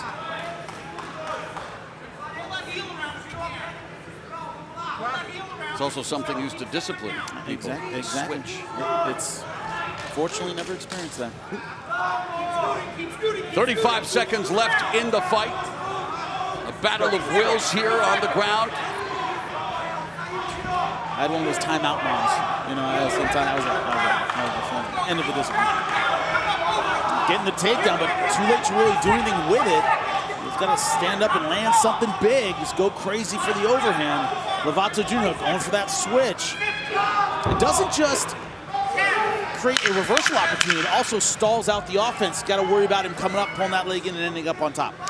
Well, we will get the judge's decision when we come back. Stop. Easy up, man. Easy up. And here's Jimmy Smith's unofficial scorecard. But close rounds, especially round 2, I thought was close. We'll have to see if the judges agree. Let's make it official with Michael C. Williams. Ladies and gentlemen, for the decision, we'll go to your 3 judges at cage side. Your first judge, David Sutherland, scores the fight 29-28, while judges Dan Mathieson and Todd Anderson both see it the same 30-27.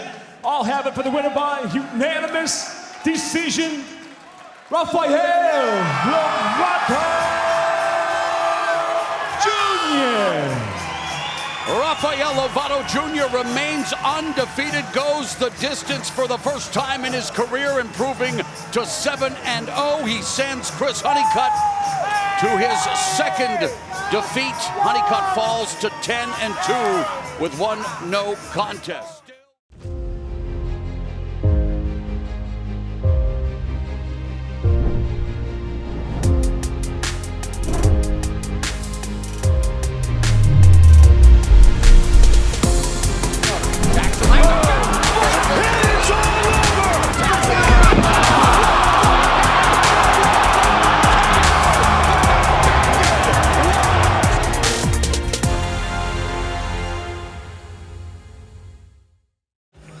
But let's go to the tail of the tape, brought to you by Dave & Buster's, the only place to eat, drink, play, and watch sports. Look at the record, 10-6 for Arlene Blencowe, but one of those 6 to Julia Budd. What has she picked up since then? All right, with the main event introductions, here's the one and only Michael C. Williams. Ladies and gentlemen, Miller Lite presents Bellator MMA live on Spike. The time has come for the main event of the evening. 5-minute rounds for the Bellator Women's Featherweight World Championship. Sanctioned by the Chickasaw Nation Office of the Gaming Commissioner, Mr. Scott Colbert. Tonight's world title fight is brought to you by Miller Lite, the original light beer. It's Miller time. And now, introducing the blue corner, at 5'5", weighing in 144.6 pounds, her professional record, 10 wins, 6 defeats, hailing from and fighting out of Sydney, Australia, introducing the challenger, Arlene Angerfist Blencowe. And across the cage, the champion tonight fights out of the red corner at 5'8", weighing in 143.9 pounds. In her first defense of the title, she enters tonight with 10 professional victories, just 2 defeats. Hailing from Port Moody, British Columbia, Canada, introducing the defending Bellator Women's Featherweight World Champion, Julia "The Jewel" Budd. In charge of the action, your referee, Jason Herzog. Fighter's gone over the rules on the back. This is for the Featherweight Championship. There are no final questions from you, Blue. There are no final questions from you. If you want to touch gloves, go ahead and do it now. Come on, ready to fight. Lots of mutual respect between these two tremendous athletes, but it's time to leave the respect outside of the cage, Jimmy. Set for 5-minute rounds for Julia Budd's Bellator MMA Women's Featherweight title. First round, Bud, are you ready? Bud, are you ready? Fight! Fight clock brought to you by Miller Lite, the original light beer. Cheers, it's Miller time. The champion Bud in the red gloves, the challenger Blencowe sporting the blue gloves. One thing Julia Budd said, she said, I started out in Muay Thai, and I've kind of gotten away from that. I've become more of a grappler. I want to bring my kickboxing back in this fight. Only person to defeat another female MMA trailblazer, Gina Carano, in Muay Thai. And we know Gina's a huge supporter of, well, mixed martial arts in general, but especially when the ladies take center stage like they are doing tonight. And, of course, Gina Carano and Julie Kedzie deserve a lot of respect. The first major female fight on American television already 10 years ago, Jimmy. Makes you feel pretty old, doesn't it? Getting there. We've been around for a long time in this sport. Julia Budd, Blencowe, feeling out process here in the opening minute. Again, Blencowe saying that she wants to utilize her boxing more and closes the distance, but it's the overhook here by Budd, that the power. Yep. What does Blencowe do from these clinch positions? Oh, good job. Budd with the Thai plum and unloading those knees, blocked, but they're still getting through for Budd. She changes levels, looking for the takedown. Nice transition. From Thai clinch to takedown. Budd trying to 2-on-1 the right arm of Julia Budd to fight the takedown. Half of Blencowe's 10 wins have come via form of knockout. She does have a submission win, but right now just trying to stop Julia Budd from securing the takedown. Meanwhile, for Budd, 4 of her 10 victories have come inside the distance via strikes. She also has a submission win. And that's an important message to send early in the fight is, hey, you might get in there, you might get these clinch positions, you might get on my legs. It's not going to be easy. It's going to cost you a lot of energy.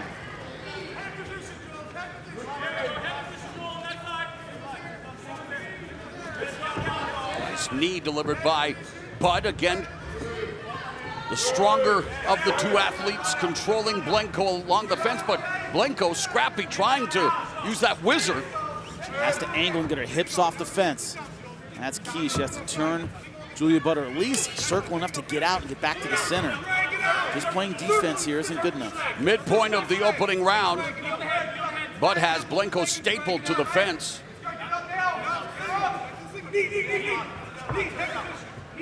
Look how tenacious Julia Budd is with keeping Blencowe against the fence.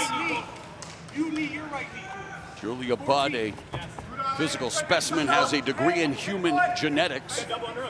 Surprise, surprise. Not surprised at all.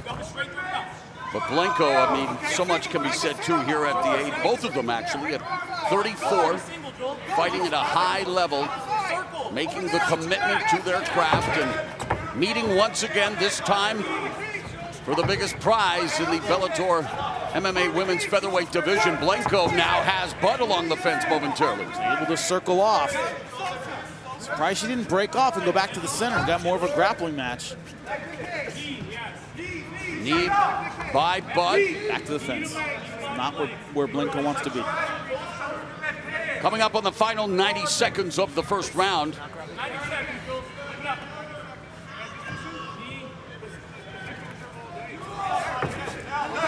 Bud trying to change levels. Blencowe doing a good job of stopping her from doing so. Little hand grappling.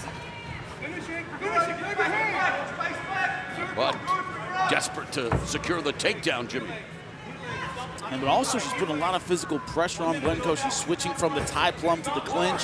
A lot of times in previous fights, Julia Budd's been content to stay here and just do damage, do some dirty boxing, not commit that much to the takedown. Under a minute left in the first frame. That's what she's doing here.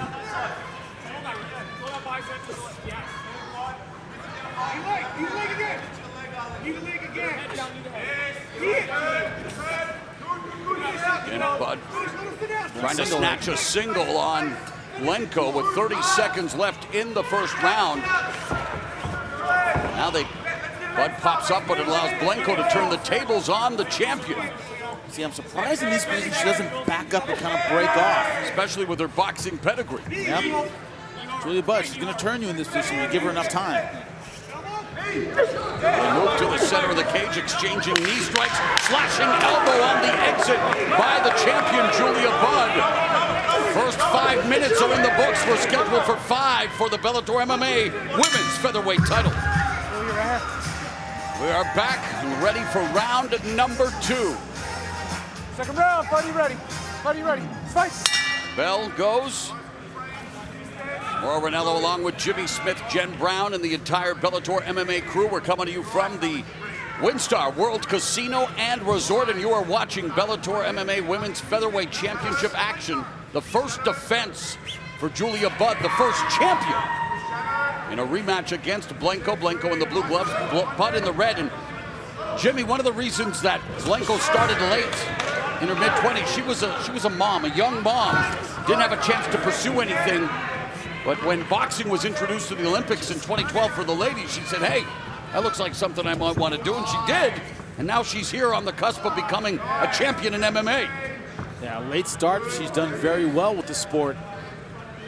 And we've mentioned what Julia Budd has had to go through. She eats that right hand from Blencowe. I remember this fighter coming out of British Columbia, and then, as we mentioned, 3 of her first 4 fights, a murderer's row, but she ate that left hook from Blencowe. I mean, it doesn't get much better than Amanda Nunes, Ronda Rousey, and Germaine de Randamie, each of them who've gone on to championship glory.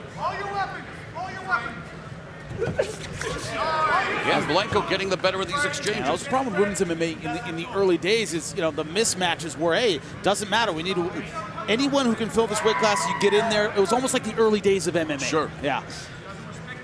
And she, you know, rode out those years. Yeah, she survived and thrived. She's now riding an 8-fight win streak. And, you know, we could spend the rest of the night talking about what Marloes Kunin contributed to mixed martial arts, and Julia Budd dominated her in becoming the inaugural champ. Blencowe doing better in the second round, staying out of those clinch positions. She has time to work on her boxing. You see how she's tentative from the outside. She doesn't want to make that leap in to clear distance. She's worried she'll get clinched. She's worried she'll get taken down. You can really stifle your offense, especially as a boxer. You don't have all those long-range tools. Body kick by Budd.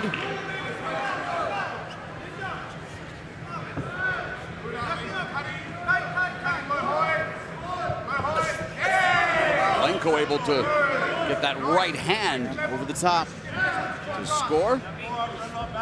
Needs to use those lead tools a little bit more effectively. The jab, the lead kick. What about the champ Budd?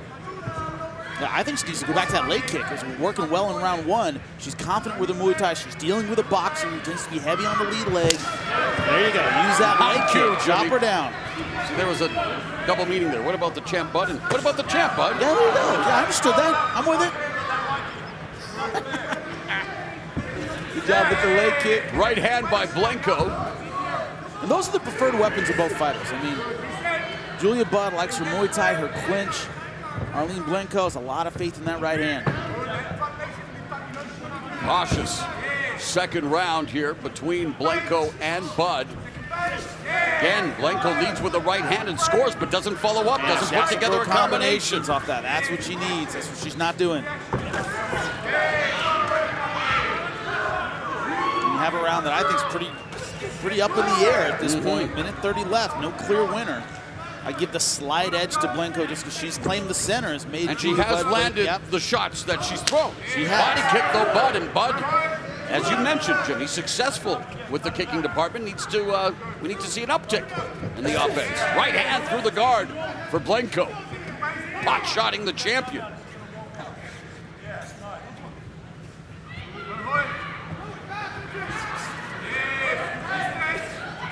Coming up on the final minute of the second round, scheduled for 5.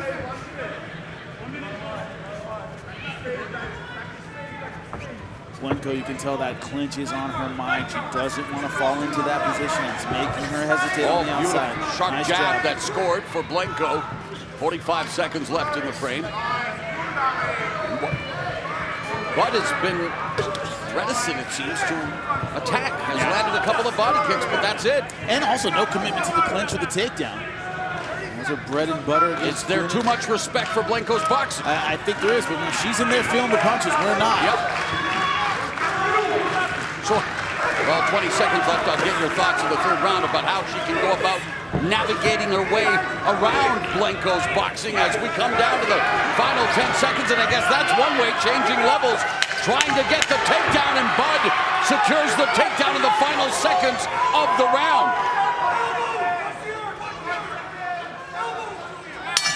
Now, Jimmy, not a lot happened in the round. We saw Blencowe land with some strikes and then the takedown at the end of the round.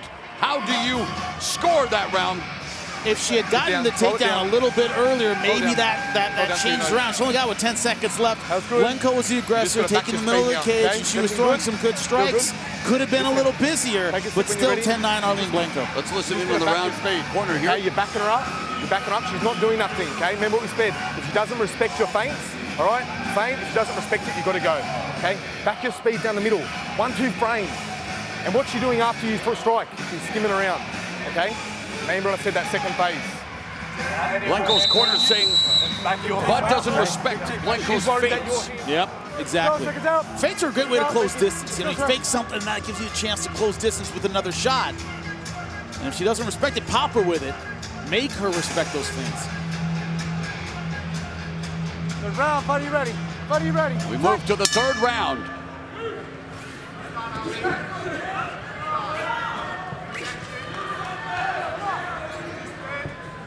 Blencowe moving forward, Bud keeping her at bay with that body kick.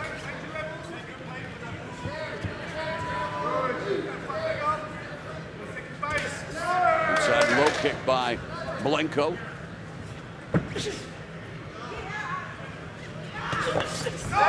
Even on Jimmy Smith's unofficial scorecard.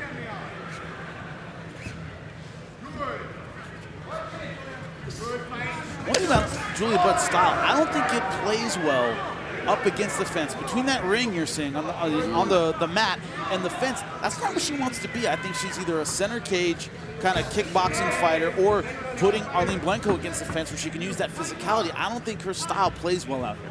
I really don't.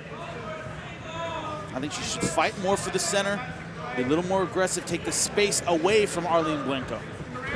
Because right now, if she goes for a takedown, they end up in the middle of the mat. If you flip this position around, you can go hard for the takedown. Even if you don't get it, a lot of times you can bull your opponent up against the fence. Looking forward to being in my family's native Italy a week tomorrow night. We'll bring you Bellator MMA and Bellator kickboxing.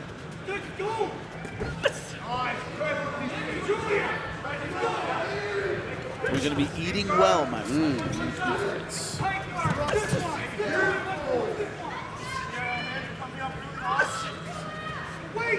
That's a good slip on the jab by Arlene Blencowe. And Blencowe goes to the body, then upstairs. Nice combination that lands for Bud. But these exchanges, few and far between. And also, Julia Budd, for the most part, allowing Blencowe not just to control the real estate and dictate what the fight is, but she's also usually letting Blencowe be the initiator. She lets Bud on her back foot. Yeah, she lets Blencowe throw first. And Julia Budd's not a great counter puncher. It's not as though she slips punches and counters that effectively. I think she's at her best when she initiates, but she hasn't been doing that.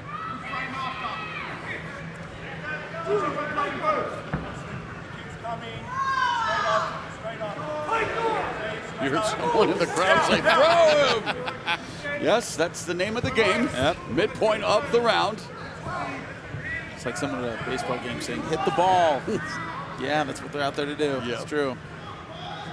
If only did it come at you so fast. Yeah, nice combination by Blencowe.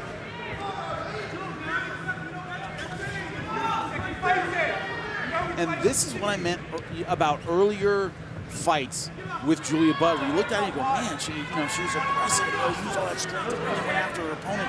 Man, she could really get some great finishes, but she seemed to hesitate a lot in these positions, just like this. Well, hesitation is the operative word in this fight for the Bellator MMA Women's Featherweight Champion. The easiest thing to see whenever you're judging is who's controlling the real estate, who's kind of the bully in the fight, right? So far, it's Arlene Blencowe. She's on the inside of the not like she's, lighting up. Yeah, exactly. But it's easy to see if I'm a judge. Well, who's the one dictating? Who's the one being the aggressor? So far, it's Blencowe. Cheap from Bud does not follow up. Less than 90 seconds left in the third round. Something has got to give here in this Bellator MMA Women's Featherweight Championship. Blencowe looking to become more comfortable with her striking. Stops the takedown attempt by Bud. But the bigger Bud now, manhandling her, secures the tie plumb, delivers a knee, and backs Blencowe to the fence. That's what I mean about the style. Not playing well in this position, backed against the fence. She's best when she can bully Blencowe against the fence, and here we are. Right back to that standard position we've had the last couple rounds. Block that kick.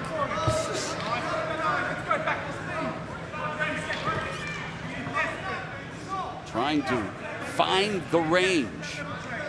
Mostly at long range, they need to get into that mid-range and at close quarters. Blencowe unloads the combination, stuffs the takedown, and delivers a knee to Bud. Under 30 seconds left in the round.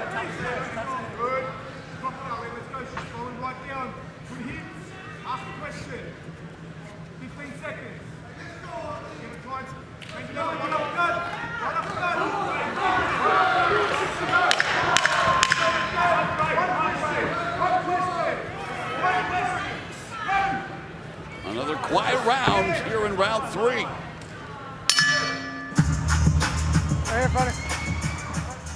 We are set now for round number 4. You know, Jimmy, we just chronicled the fight. We try to convey what is happening, and at times, people take umbrage with what we say or do, but, sometimes. Julia Budd's corner, though, made it crystal clear. They're not happy. 100%. They're seeing what we're seeing, which is she's just not active enough. I think she's let the last couple rounds slip away at Arlene Blencowe. Blencowe coming forward, trying to establish the jab, but a lot of feinting and not a lot of fist flying.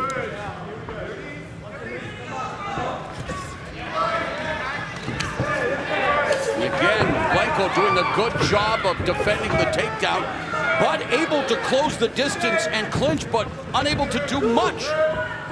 As we've seen in the past, this is where she is highly effective. That's where she's been dominant before. And now they're up against the fence.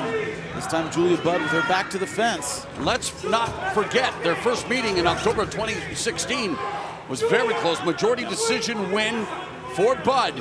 But many people wondered, what if that had been a 5-round fight, Jimmy? You know, it's funny, when I asked Arlene Blencowe about that, she said, well, she might have taken me down for the next 2 rounds too. She said my takedown defense just wasn't there. Well, we've seen a marked improvement, Much better. and that's why a loss is not necessarily a loss, Jimmy. It's a learning experience. Exactly.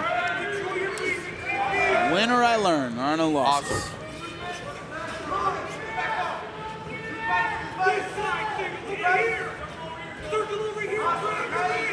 If you're Blencowe, you want to circle and get back to that center position. You don't want your back against the fence. This is where Julia Budd can wear you down. Julia Budd sporting the word fearless on her gear, and I'd like to see her fight with a little more of that attitude here as we come up on 2 minutes gone in the 4th round.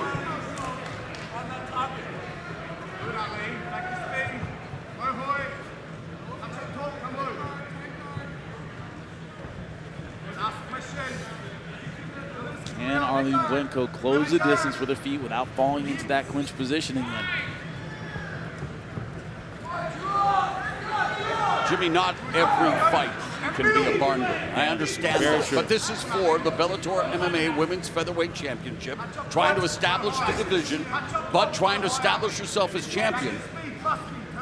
You want to walk away not having the belt, whoever loses, and think, if I just done a little more. That's a terrible feeling in sports in general. You give it everything you got and you lose. Not, you know, that's the way it goes. It sucks, but you can deal with it. It's that, if I had just thrown a little bit more, if I had been a little bit more active. But this is what you train for, Jimmy. You've been there. You've done that. I have. The blood, the sweat, and tears. This is what you prepare for. This is showtime.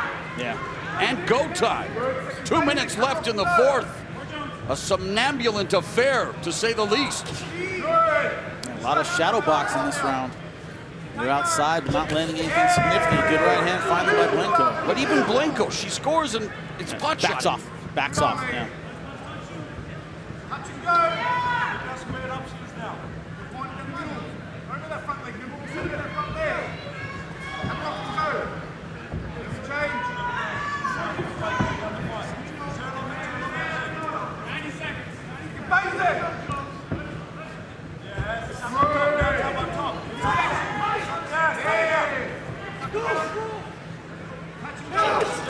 Right hand by Blencowe. Blocked by Budd, though. And this is a tough round to score because Blencowe, once again, in the aggressive position. Tough round to score because there was next to literally nothing happening, Jimmy. There's very little to deal with. A minute left in the 4th. Score. And a smattering of boos now from this very patient crowd here at WinStar World Casino and Resort. They've been saints. And to think, Jimmy, the prelims tonight were in fuego. The fights leading up to that I thought were excellent as well. Sure. A lot of decisions, but really action-packed fights.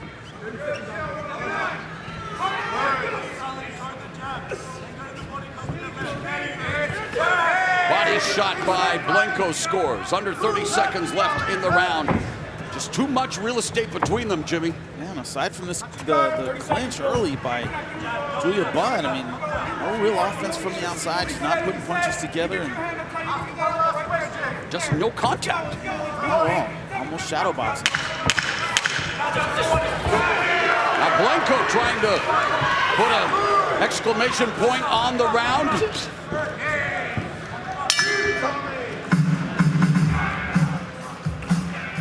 We are set for the 5th and final round. On a round, gotta be ready. Gotta be ready. Fight! Jimmy, unofficial scorecard reads 1 after 4. 3 rounds to 1 for Arlene Blencowe. Only gave Julia Budd round number 1. Last round was close, but basically because of inactivity. But when you look at who's controlling the real estate, it's Blencowe. This is when we need to go back to the Pride Fighting Championship days. Yellow card. Yeah. Excellent. Yellow card. 10%. 10%.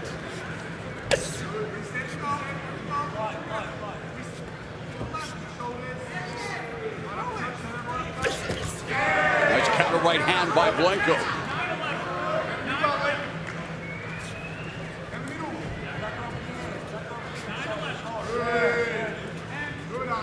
you can feel the frustration of Julia Budd's coach going, are you really going to lose the title through inactivity? Those, you know, like I can feel the frustration as a commentator, Jimmy.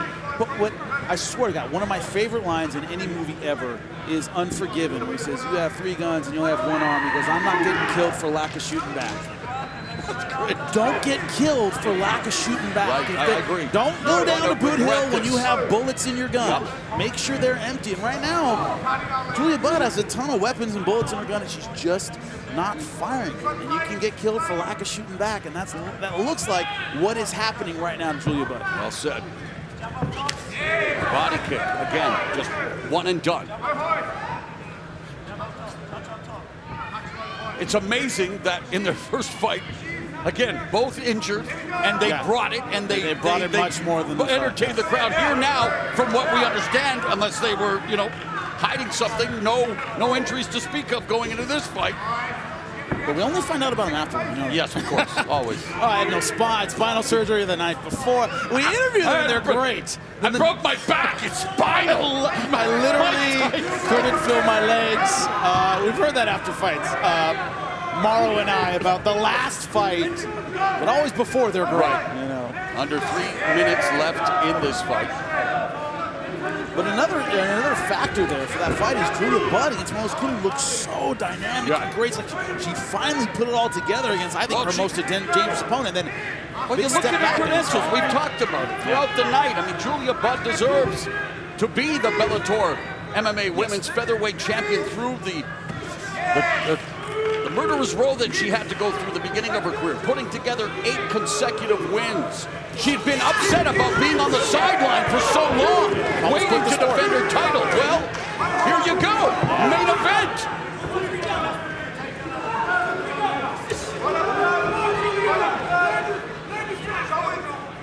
It's like a race car in first gear. You see what can be done, but she's just not doing it.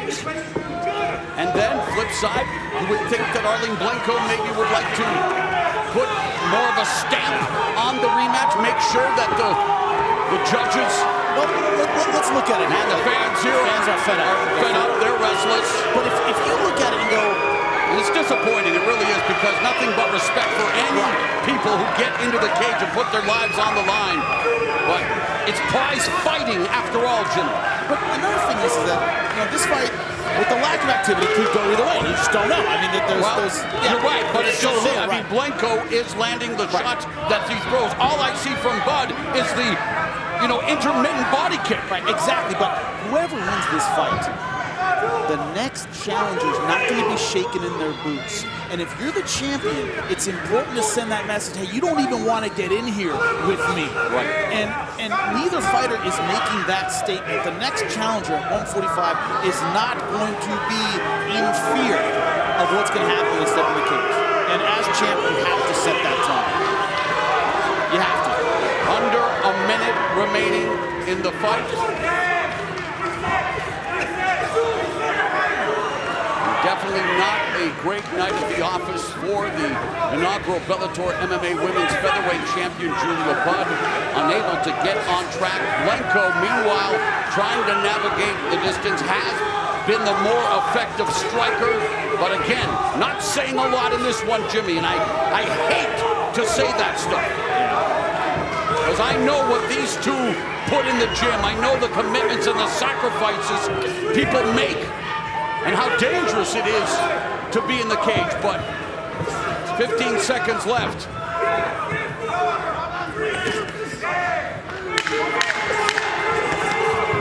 And it will be up to the judges to determine who walks away Bellator MMA Women's Featherweight Champion. So here's our Blackheart Premium Spiced Rum Replay, the bold 93 proof rum that's edgy to the core.